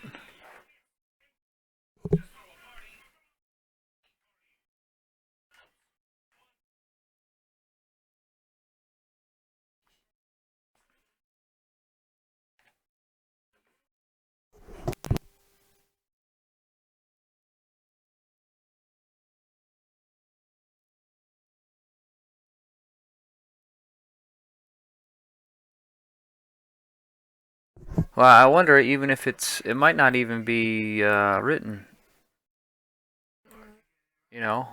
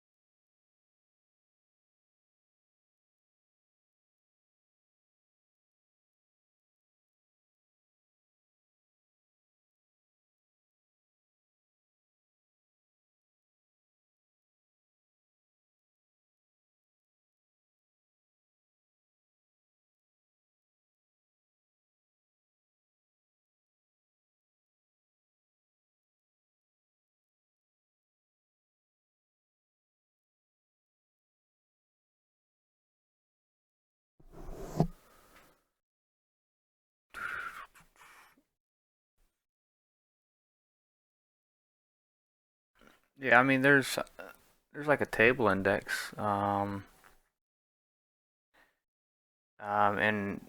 for instance, I'll show you.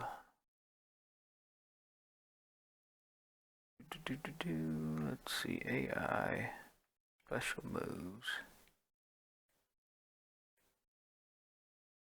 So this is table 2. This is their second move.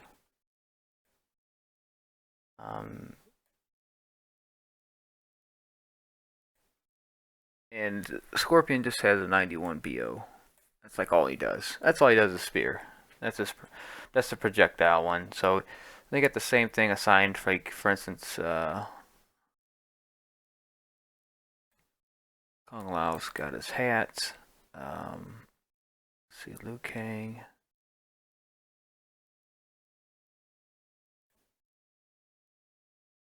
Kung Lao's got his hat. Looks like Liu Kang's got his flying kick. Johnny Cage has his shadow kick. Baraka's blade spark. It's a projectile. Katana, I think that is let's see, FF9B 7980.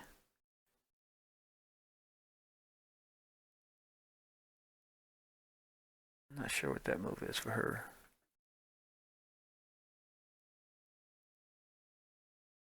95 EO is the roll for Melina. 6 Shang Tsung's got a fireball. 7, that's Raiden's Superman. 8 is the slide for Sub-Zero. 9 the slide for Reptile. And then 10, you got Scorpion's projectile, the same as the original one. So what I did is I got the second table down here.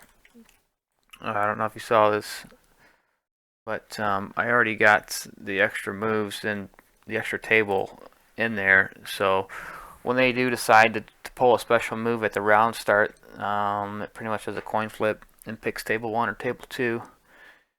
And the edited ones here are the ones that's been changed. For instance, Liu Kang now has a flying kick at the start. Let's see. Cage Brock. Melina has her roll. Katana has her air flight move. Raiden now has his Superman. Reptile now has the slide like Sub-Zero has at the beginning.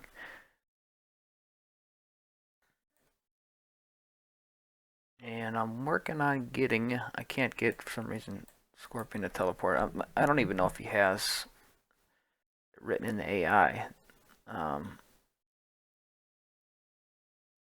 then Kung Lao's dive kick. That would be cool. Or maybe even put his spin move for this other table. I found another table. I think it's like a deter. Kind of like a defense table as if someone was jumping at him. Kung Lao does a lot like high kicks and stuff. It'd be cool for him to do a spin move once in a while.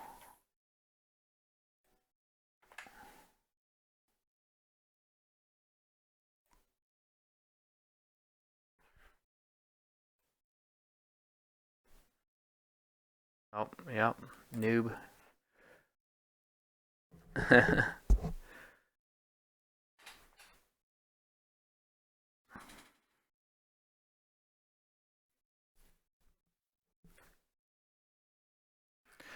That's a good point as far as it's executed. Maybe I can, maybe I could find out how it's executed on the human side, and maybe point that to it. I'd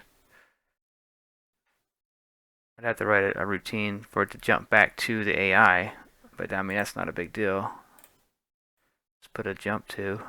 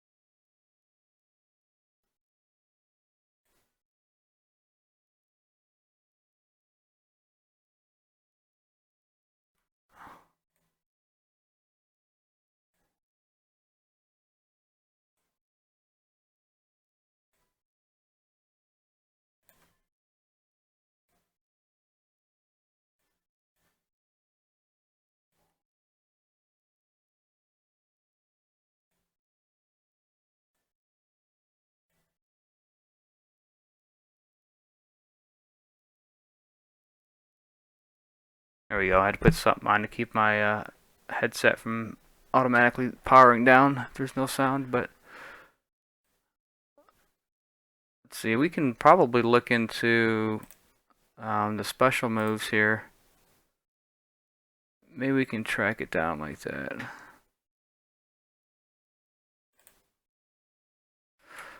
I'm gonna sign, well, I don't know if assigning that's gonna actually do anything, but it might crash the game. We'll find out here.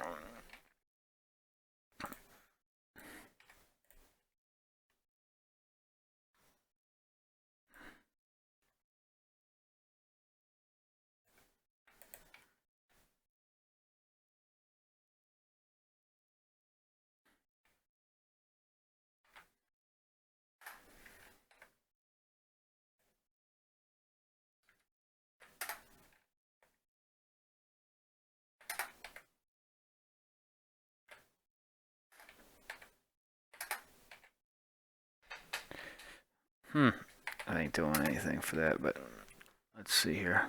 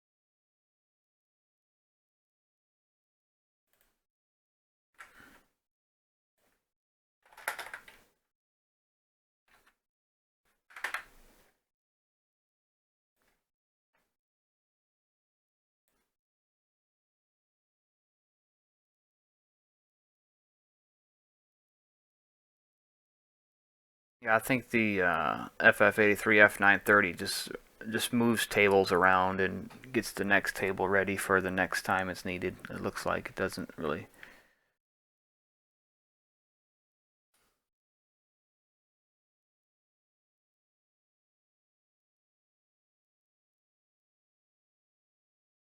Now, this is interesting here because this series of jumps tells me this is a move sequence.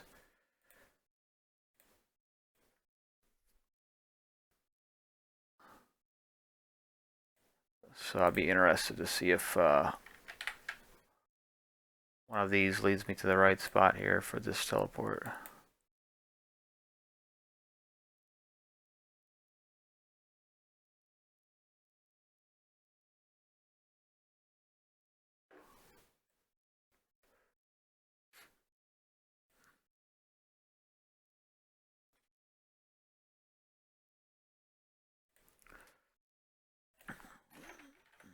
Let's see, we'll try FF88, BF20. We'll try that first.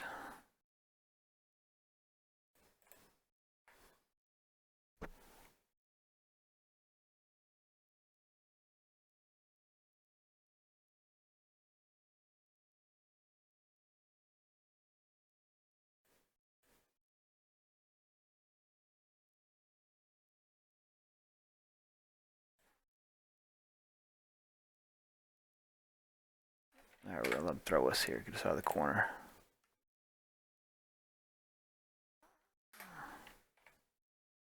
Oh, we're getting somewhere. So I think we start up a little bit higher on that list there.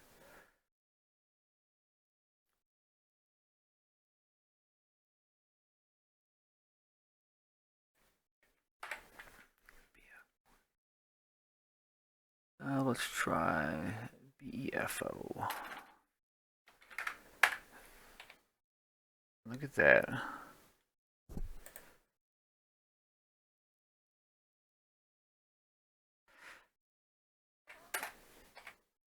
Gotta have him try it at the edge so we know if it teleports him or not. Come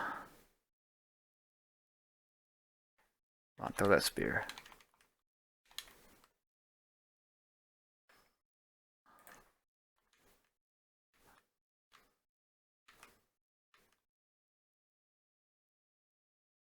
I think the problem is the hook that I got set is for the. It's actually for the sweep range, so I gotta find the hook for the long range here and see where to hook into that.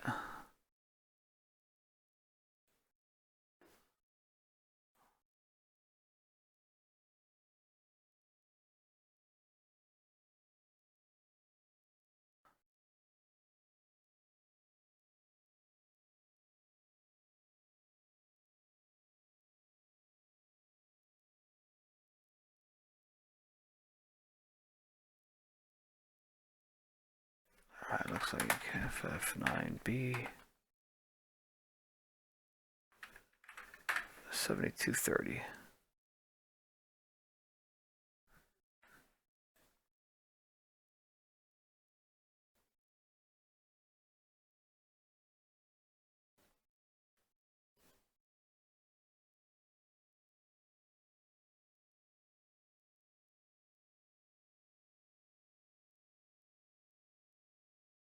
There we go.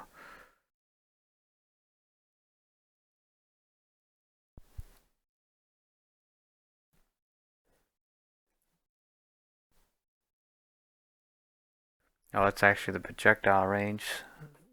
Let's see.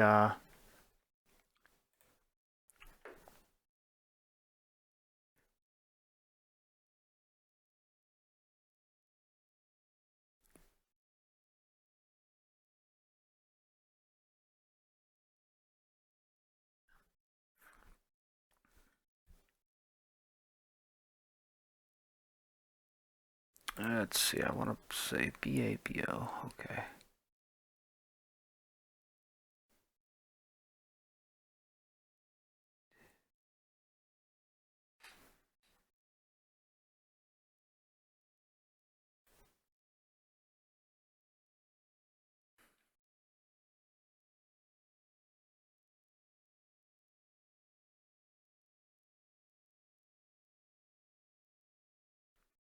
There's a couple RAM here, a couple RAM locations. I have no idea what these are for. But it has something to do with checking something before executing a move at the long range. 1061 ADO. That sounds so familiar. It sounds a lot like the stage ID, which is 1ACO, I think.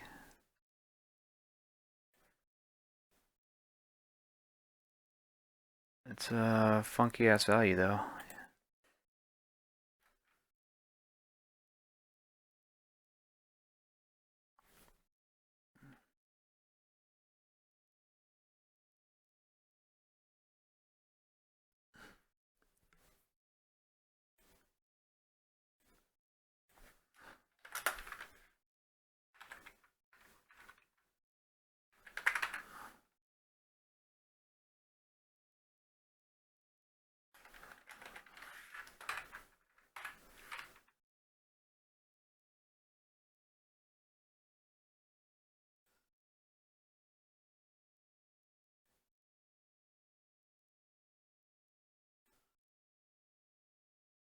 I better stop that stuff or it's going to get flagged for content. You can't play anything on your PC without it being flagged for copyright, it seems like. You can own it on your own compact disc or something and it'd still flag it.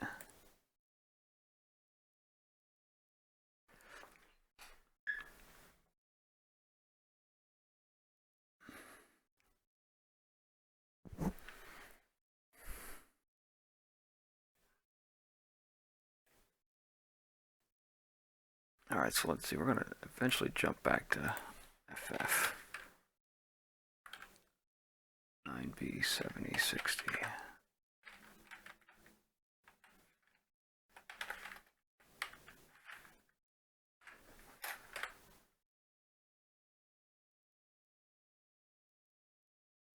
Oh yeah, that's the start of the AI routine. Okay, so we can clear that out of there.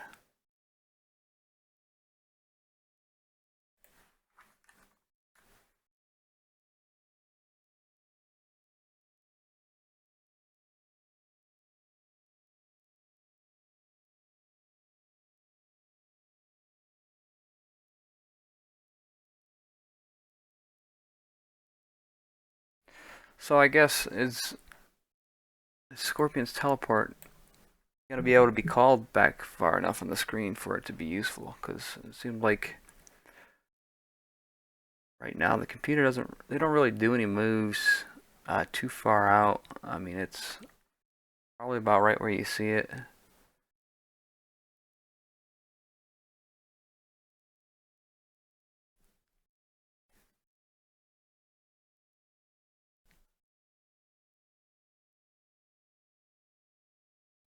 You put it in there.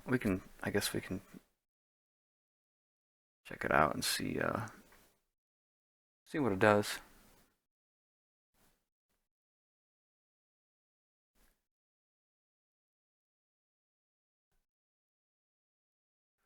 All right, so we'll enable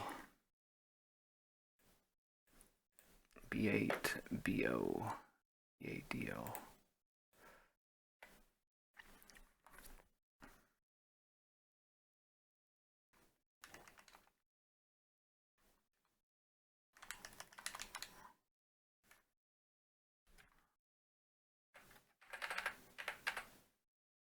BEFO, or we can probably try to go BECO. We'll see what that does too.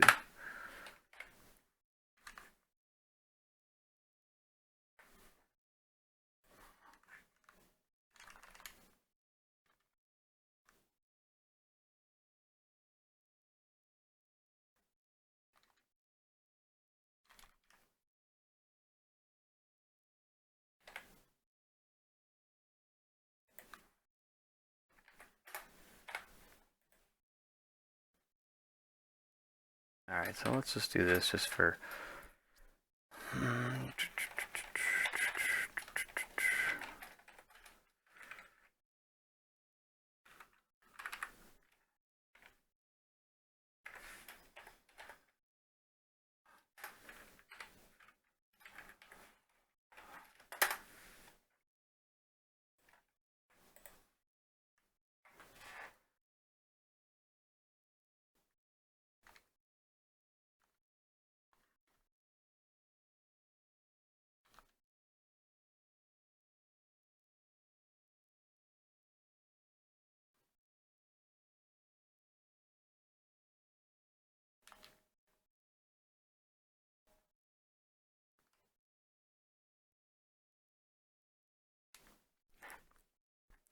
Well, he didn't technically teleport.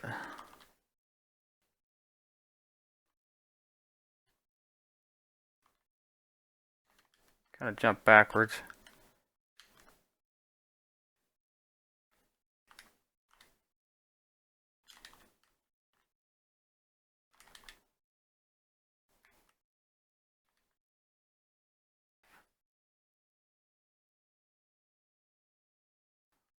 You know what? I got the wrong. I think something funny was up. I got the wrong breakpoint there.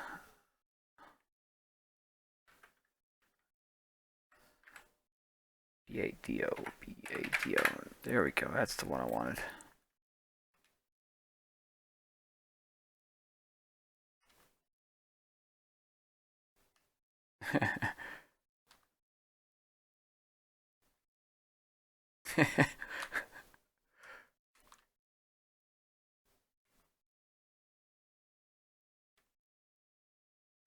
Oh, let's see. Let's go up. FF88 BE30.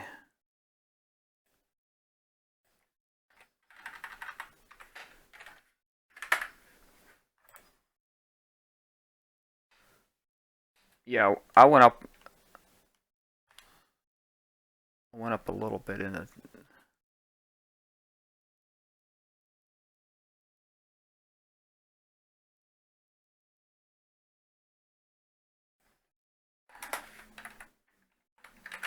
There's probably more to it I gotta grab.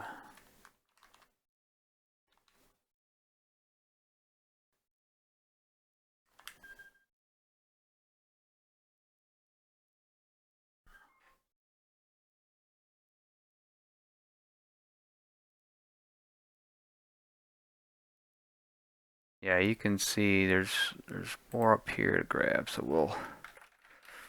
we'll go up some more and see.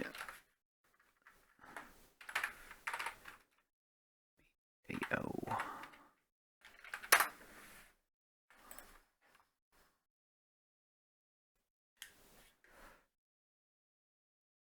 Yeah, there's a bunch more.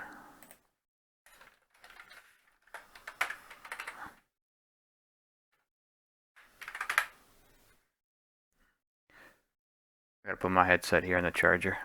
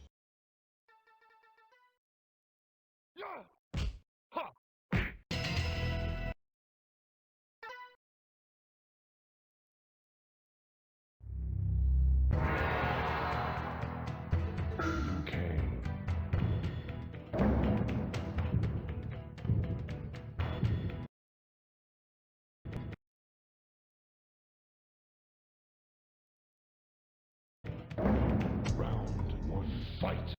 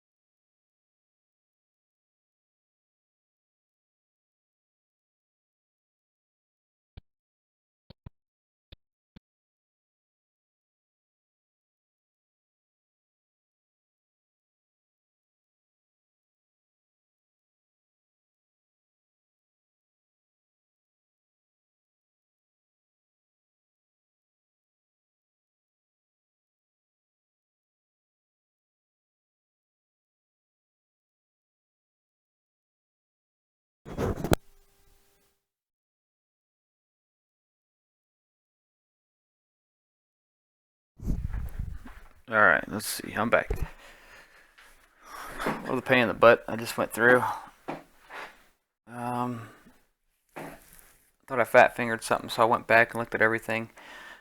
Because my values were not right, because when it was pulled and registered, it was backwards, so I figured I must have flipped some bits or something by accident by hitting a button or something. But the confusing part was this FFF or FF9B91BO is a projectile that Scorpion would normally throw, or would be called when Scorpion does his move from his primary table. But I was coming backwards, so I did a search for it in reverse, and it would come back like this, and this from the first glance looks incorrect because they're supposed to be reversed, but it's actually the same number here in the correct order. So this is the way they're supposed to be grouped, and it's grouped here as well, and you can see this number here goes together. So that was real confusing, and then I realized going through that it's because I was off by 10. Because in the original routine, AO would be incremented when the value was put into itself. So, thank God I got that situated. That was kind of confusing.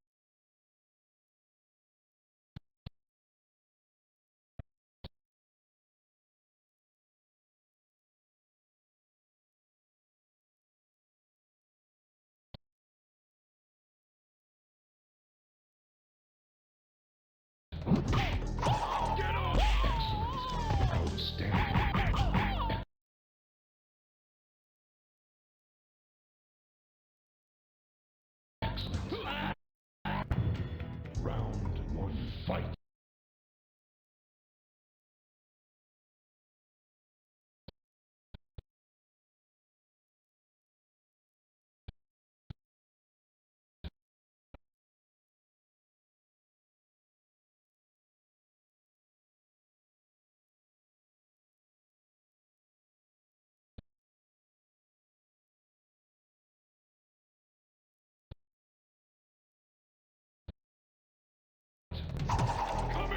Outstanding, well.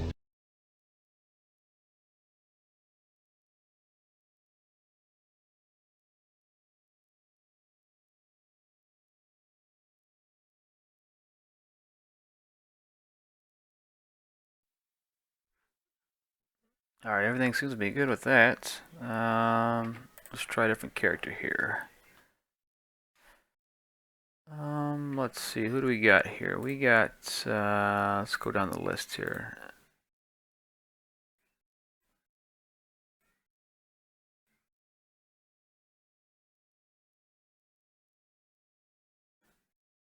If I could find the list. We got Liu Kang. Yeah, Kung Lao to do as well, but it's going to be a tough one, I think. So let's do Liu Kang here. Liu Kang normally does the bicycle kick for his move. But, we're going to invoke the other one just to make sure it works.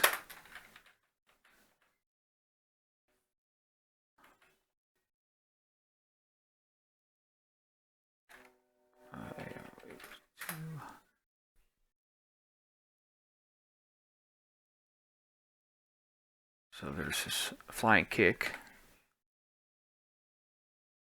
Okay, looks good. Two katanas here. We'll see. Make sure she does her her air attack.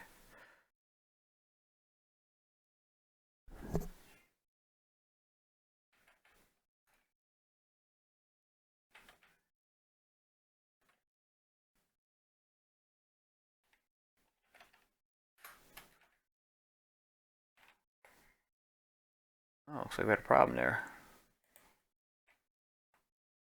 Of course, the time I wouldn't save the state.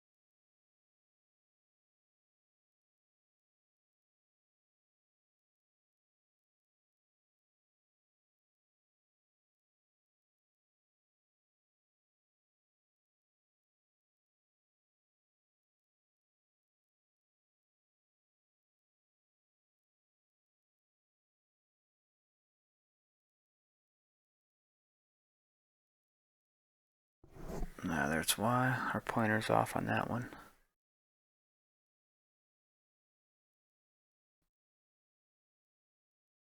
Find the right pointer for her here.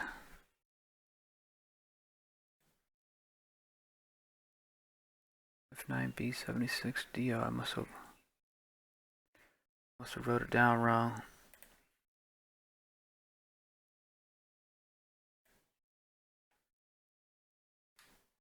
Let's try a couple things here. Maybe it's FF9C.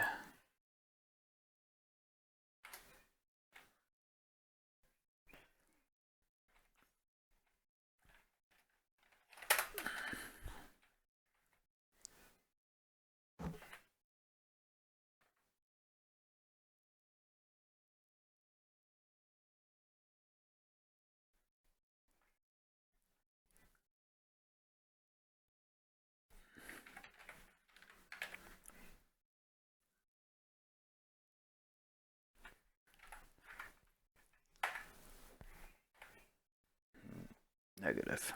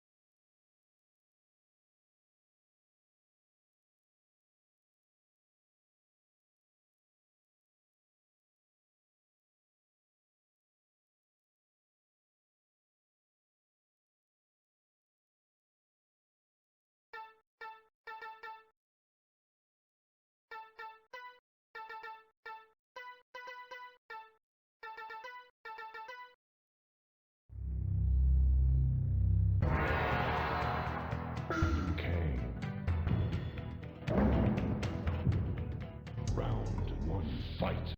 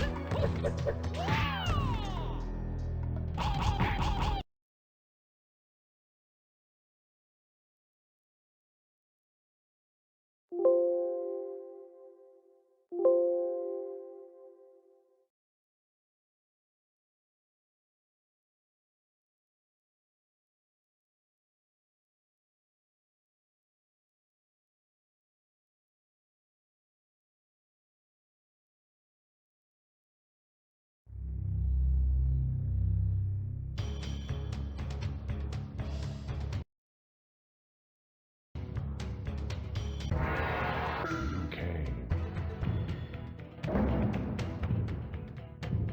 Round one, fight. Excellent. I rule this world.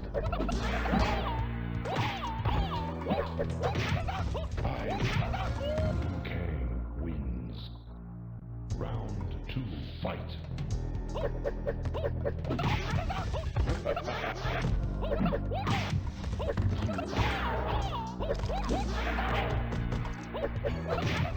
I finish him.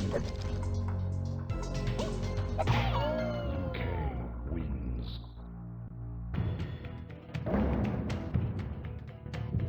Round one, fight.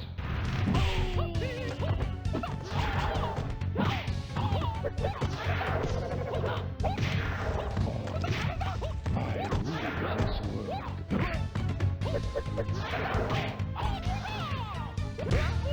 UK wins. Round two, fight.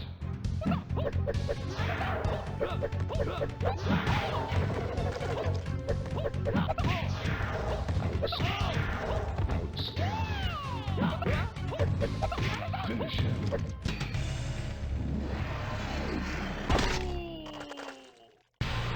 UK wins. Fatality.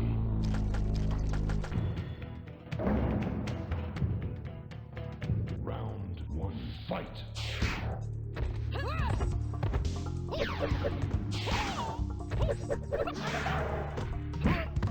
Outstanding.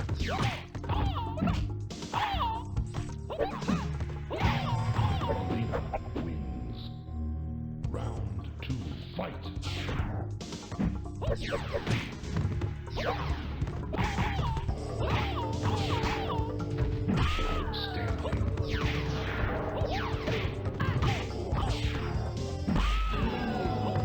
Finish him. Elena wins. Fatality.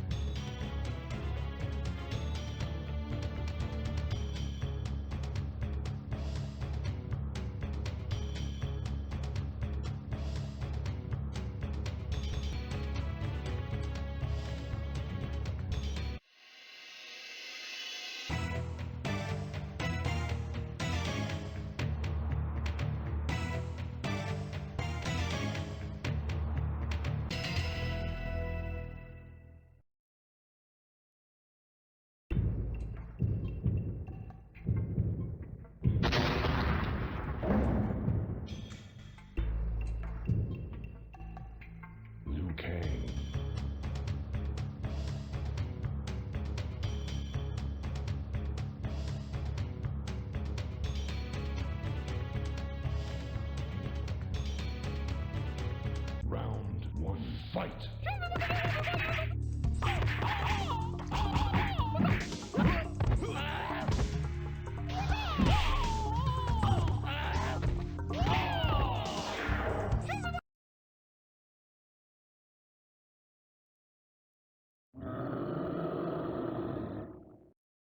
Johnny Cage.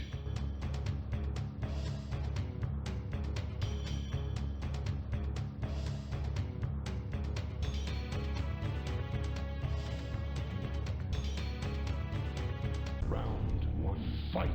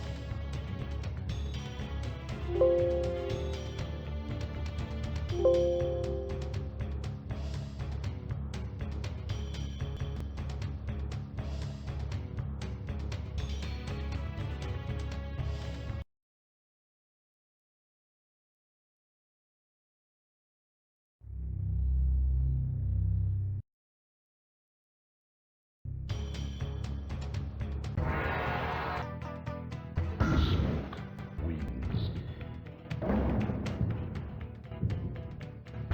Round one, fight.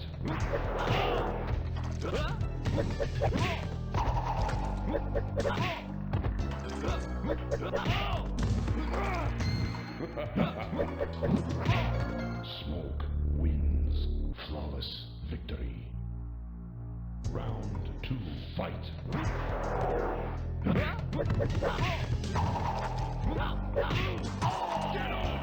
Outstanding, all too easy.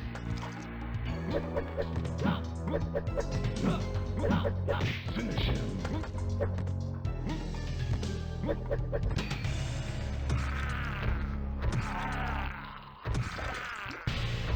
Smoke wins.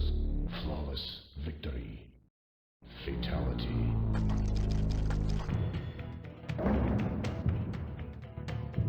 Round one, fight. Come here! Well done. Well done. Get over here!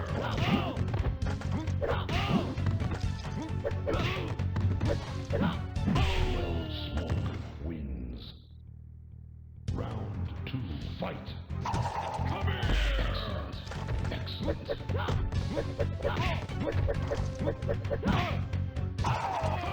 Outstanding. Well done.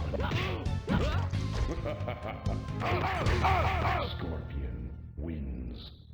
Round three, fight. Well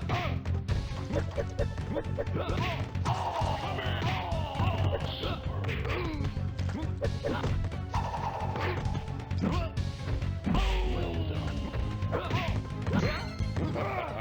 Finish him.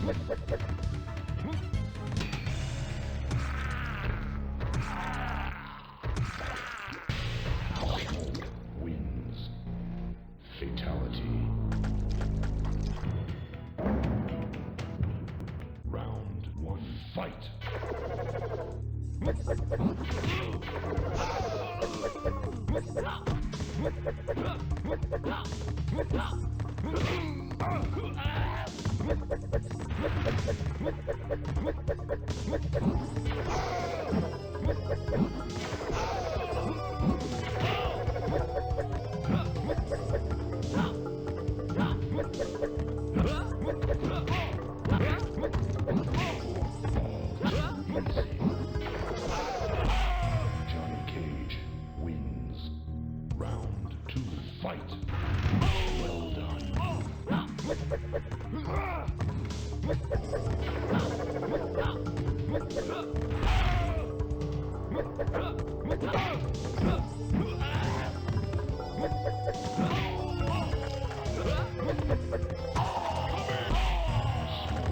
Wins. Round 3, fight. Excellent.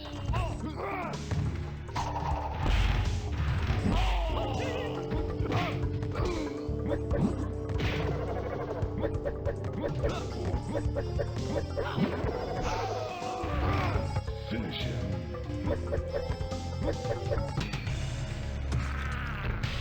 Smoke wins. Fatality.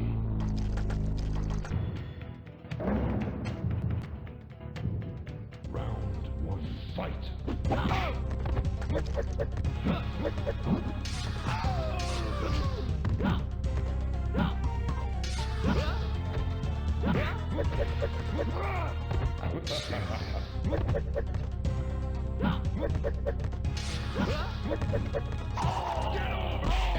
Smoke wins.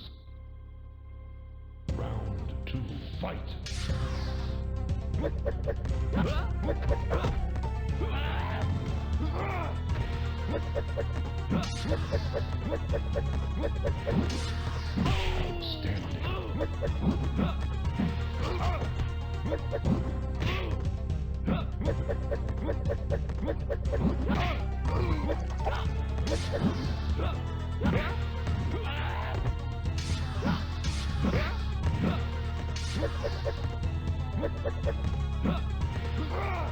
Finish him.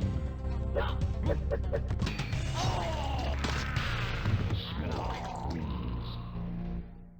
Fatality.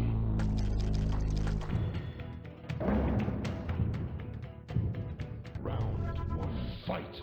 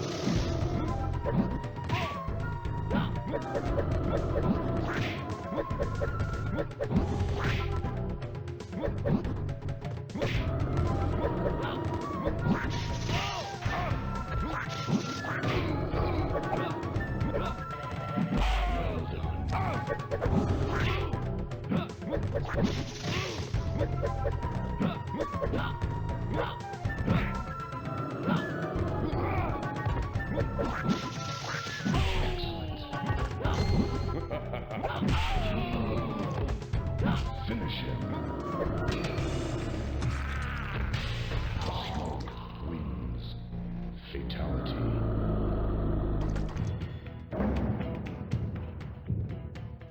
Round 1, fight.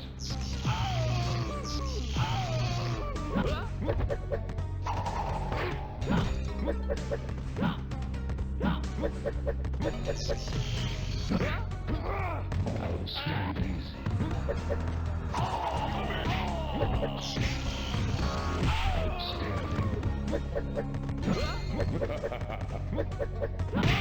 Smoke wins. Round 2, fight. Get over!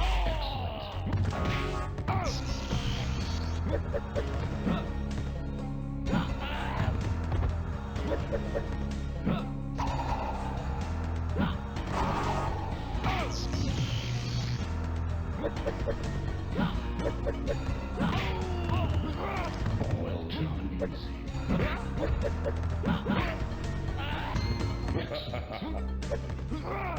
finish him.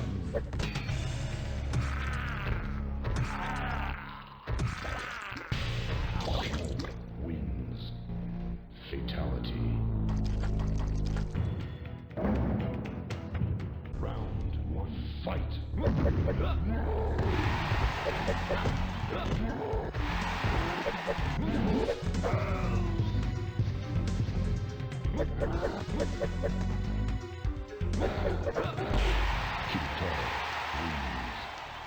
Round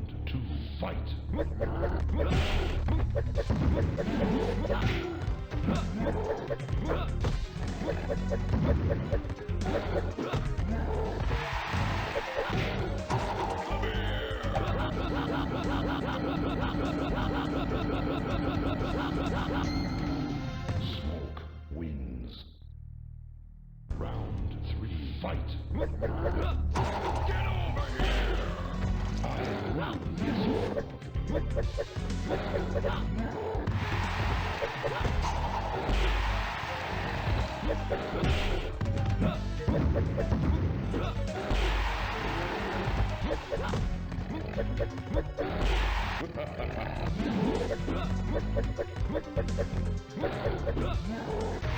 Kitara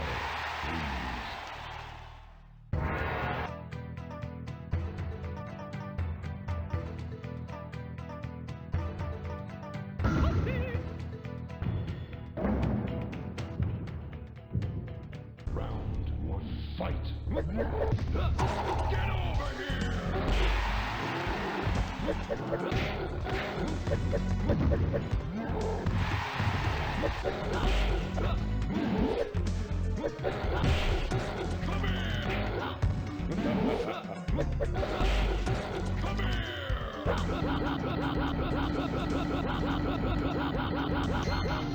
Feel the power of round two, fight. Come here!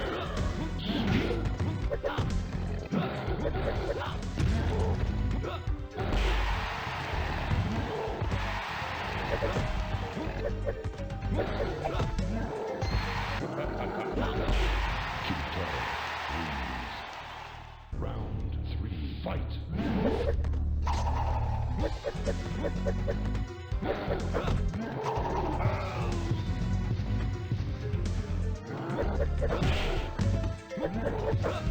Get over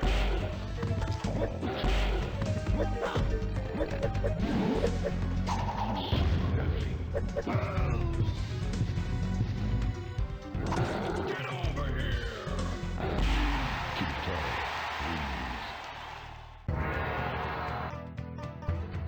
Well done. Round one, fight. Well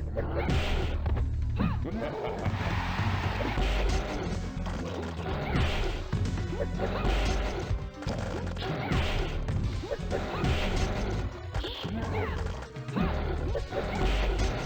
Jade wins.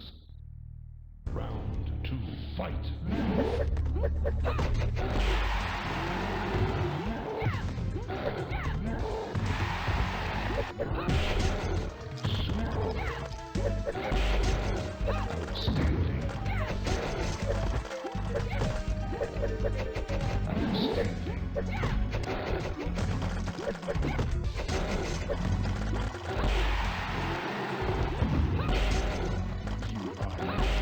Jade wins.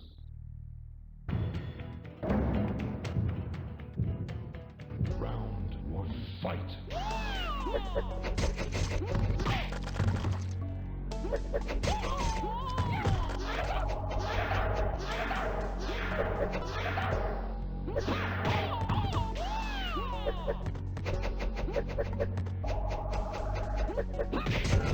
Jade wins. Flawless victory. Round two, fight.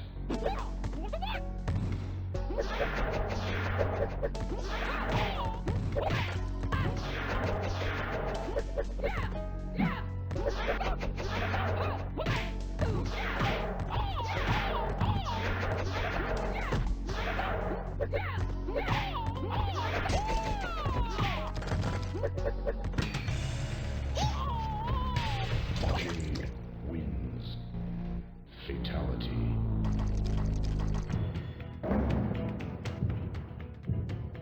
Round one, fight.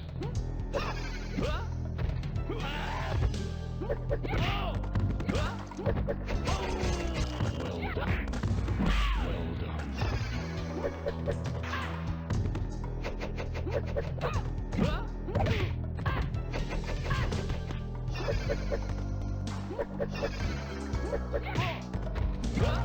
Jade wins. Round two, fight.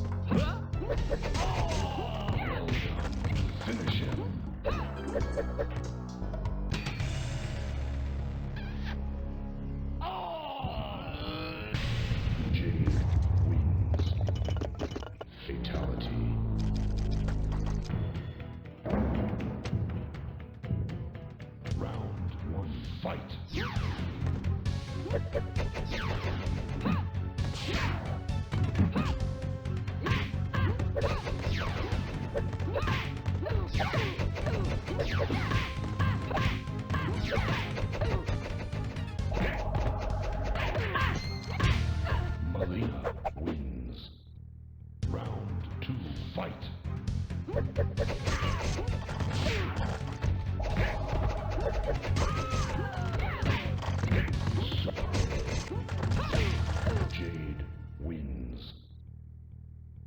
Round 3, fight.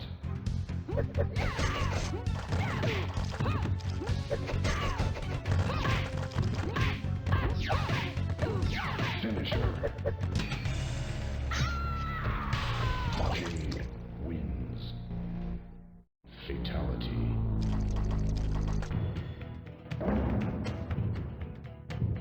Round 1, fight. Well done.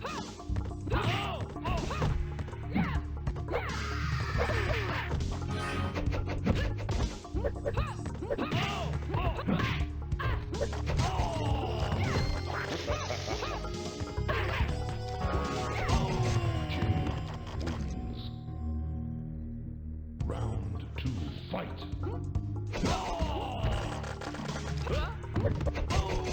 Excellent. Finish him. Jade wins. Fatality. Round 1, fight.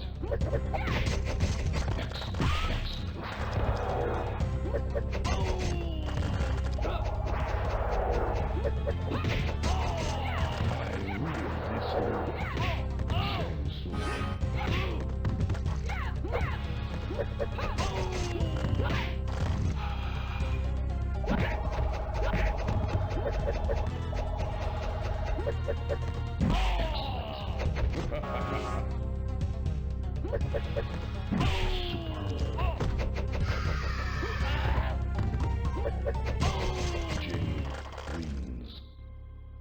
Round 2, fight.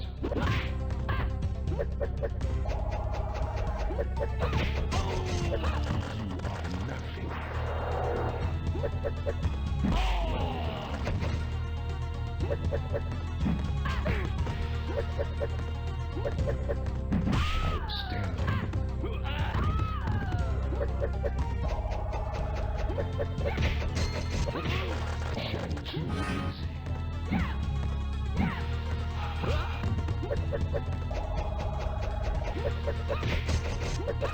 Outstanding. Finish him. Jade wins. Fatality.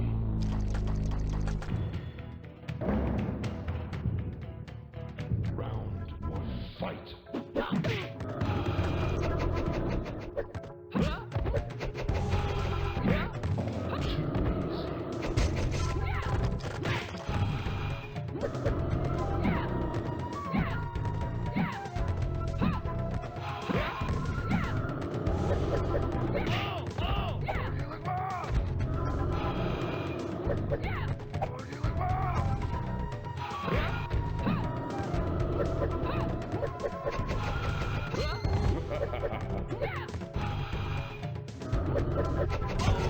Jade wins.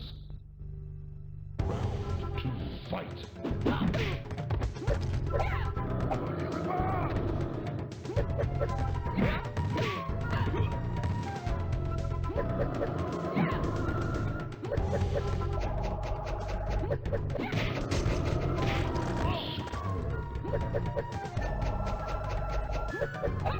Finish him. Jade wins.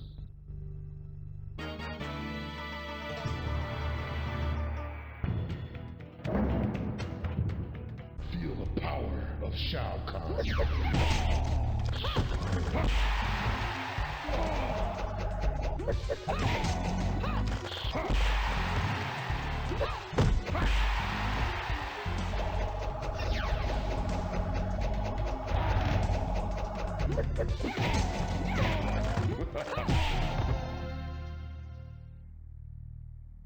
I rule this world.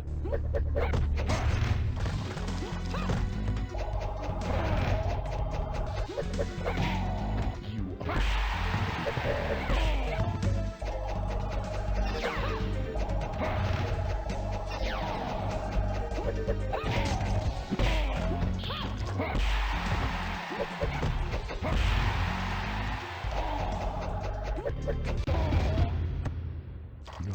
No.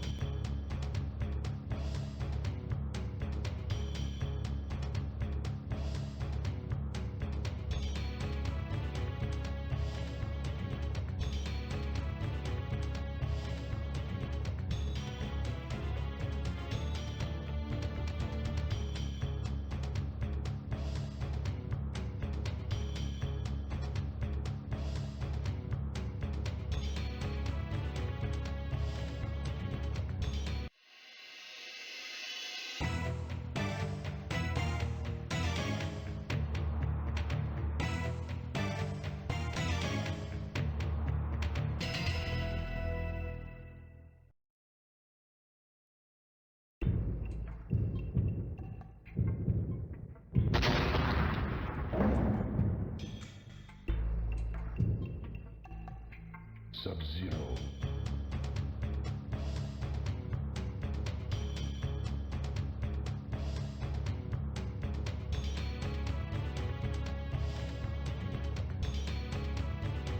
Round one, fight.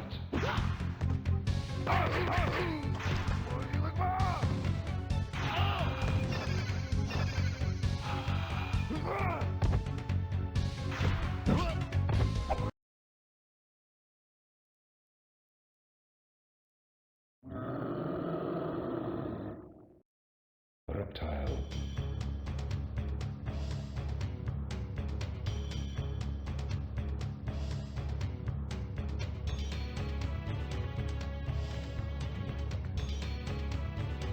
Round one, fight.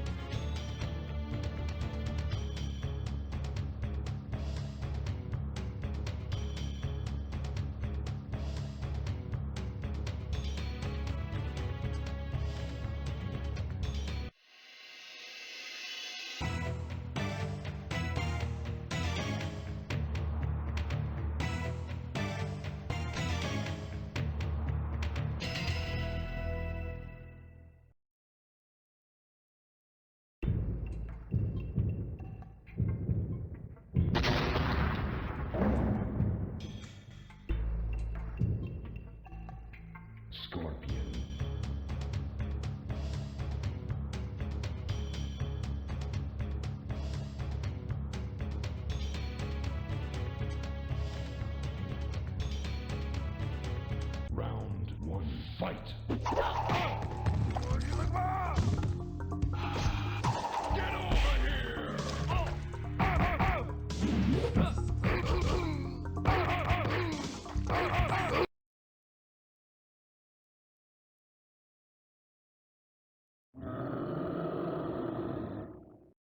Jax.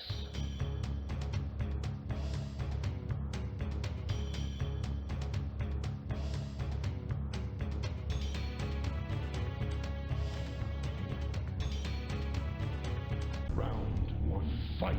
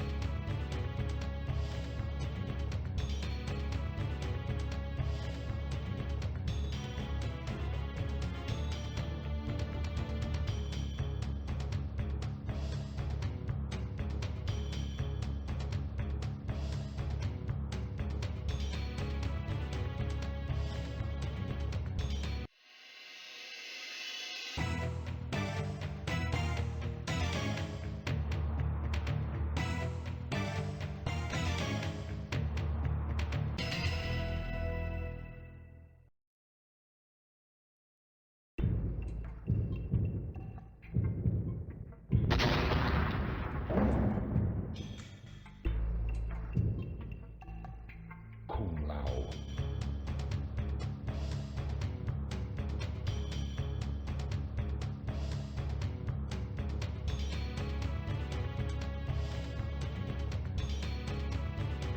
Round one, fight.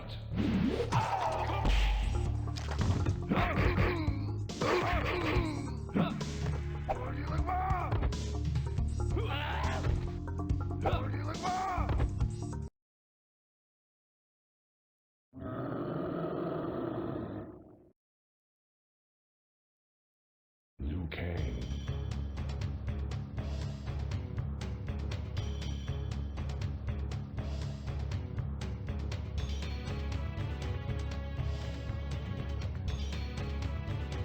Round one, fight.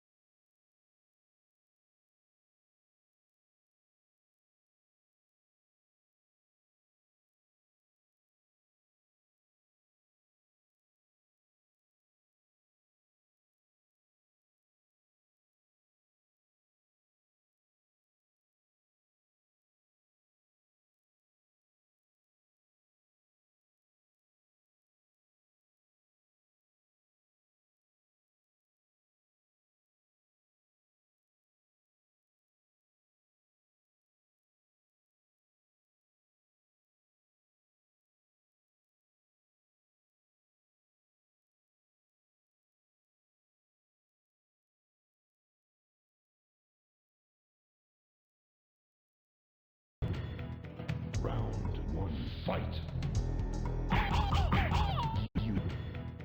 Round one, fight.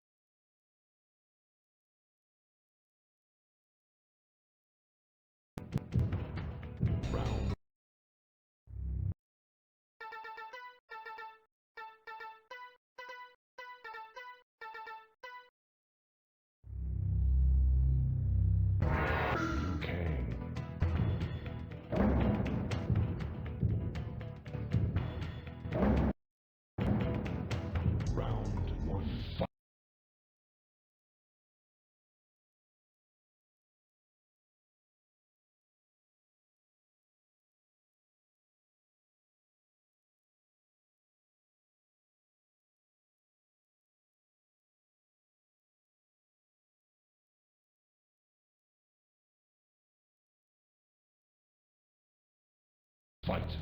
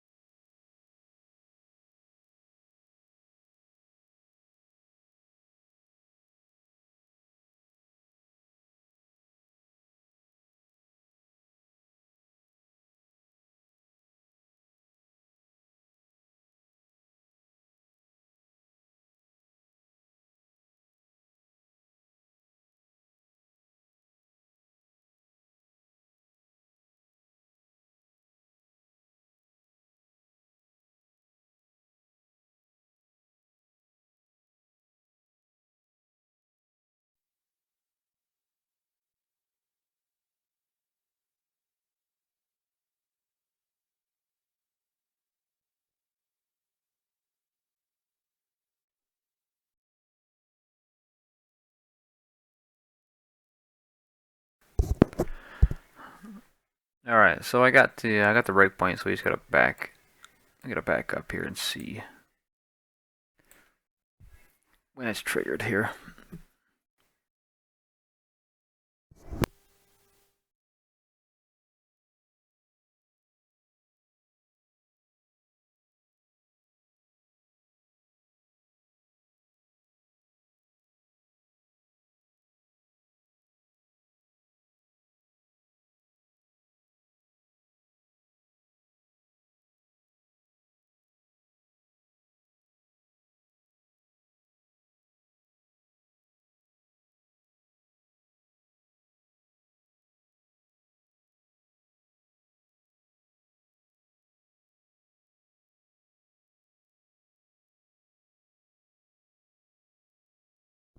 So alright, here's one step back here. That's moving the table for the moves for each character when they defend or counter a jump attack. So we can probably use this if we were to put Kung Lao's spin move to work too. We can probably put his spin in there. I don't know what he uses currently, but it's FF9BEO70, which is real common. I bet that's like a roundhouse, probably.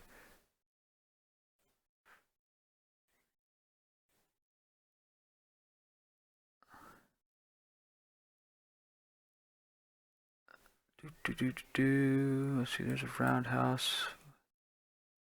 EO70, here it is. There's two triggers on this one. I noticed it always runs the EO70, and then it runs another one. I'm assuming the EO70 is a jump, and then the the EA10 is the kick portion of it.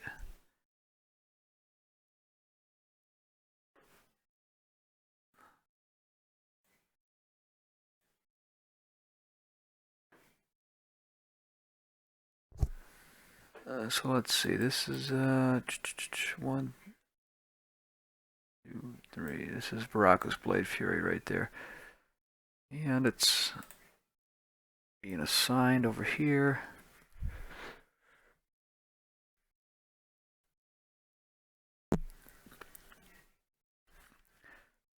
DV30. I'm guessing if it's out of range here, this is probably it right here. Maybe the 34 CCO is the distance calculator from character to character. We'll find out here.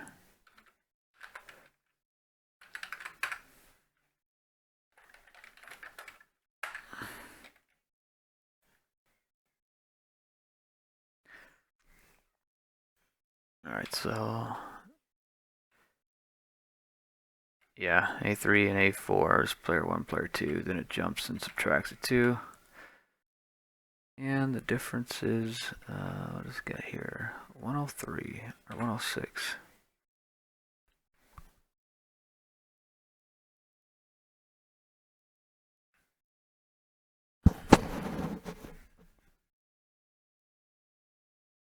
Routine of carry.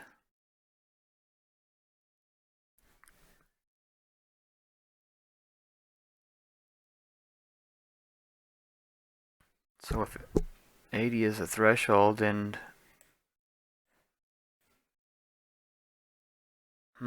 that's not making a lot of sense to me. It looks like it's checking for 80, and if there's any carry, it would jump higher. It would jump up and not run it. Obviously, there's some carry of 106. Let's see. We can manipulate that number and see what happens.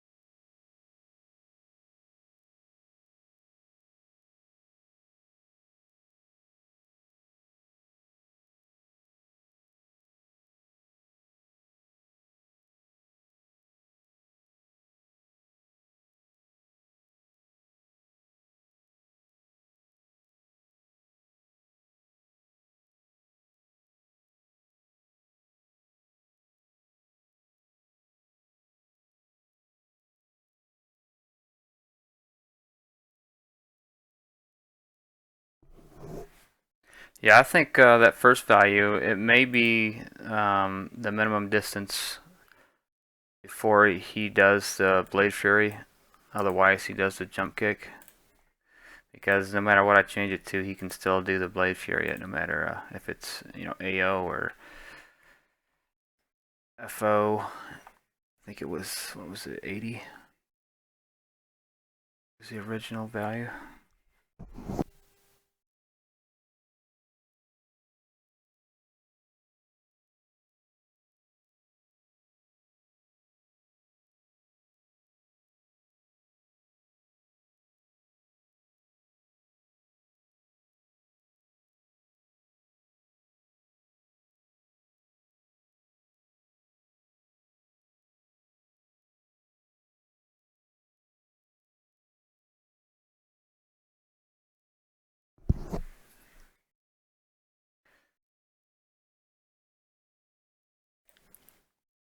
Yeah, I want to say it was 80. I can't remember exactly, but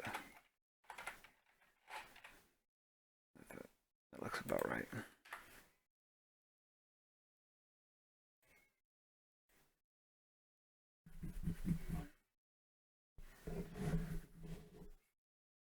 Alright, so let's try to see where this stemmed from. See if there's an earlier call that would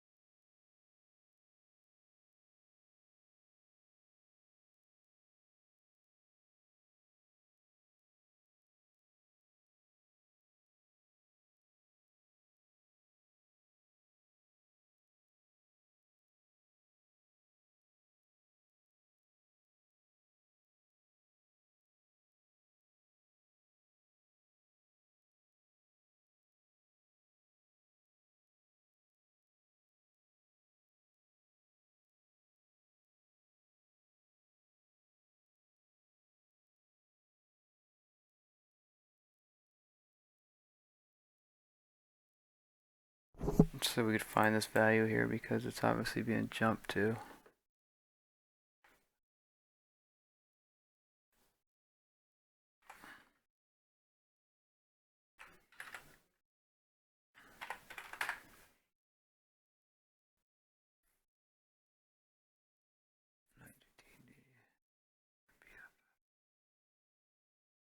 No.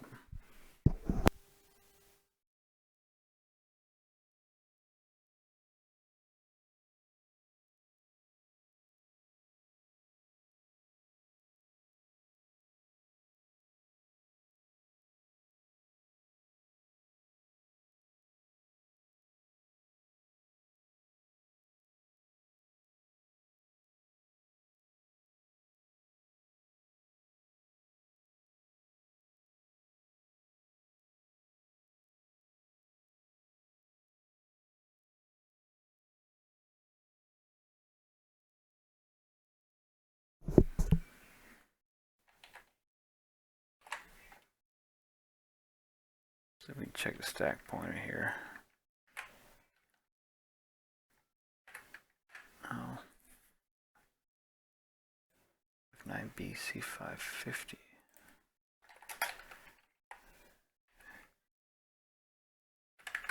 CF50.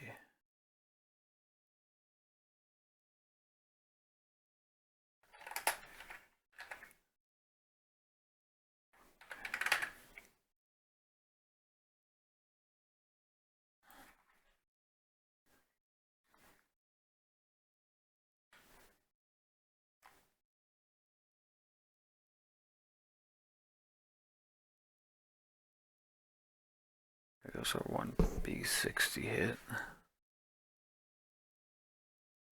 I want to say this E330 is probably the routine that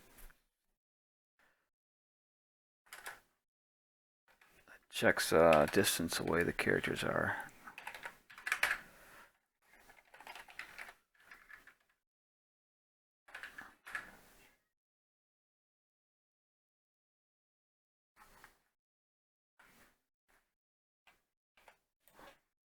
That's weird.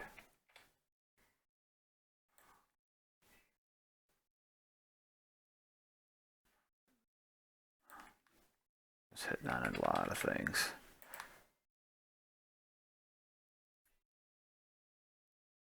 CF50, we'll take that out of there.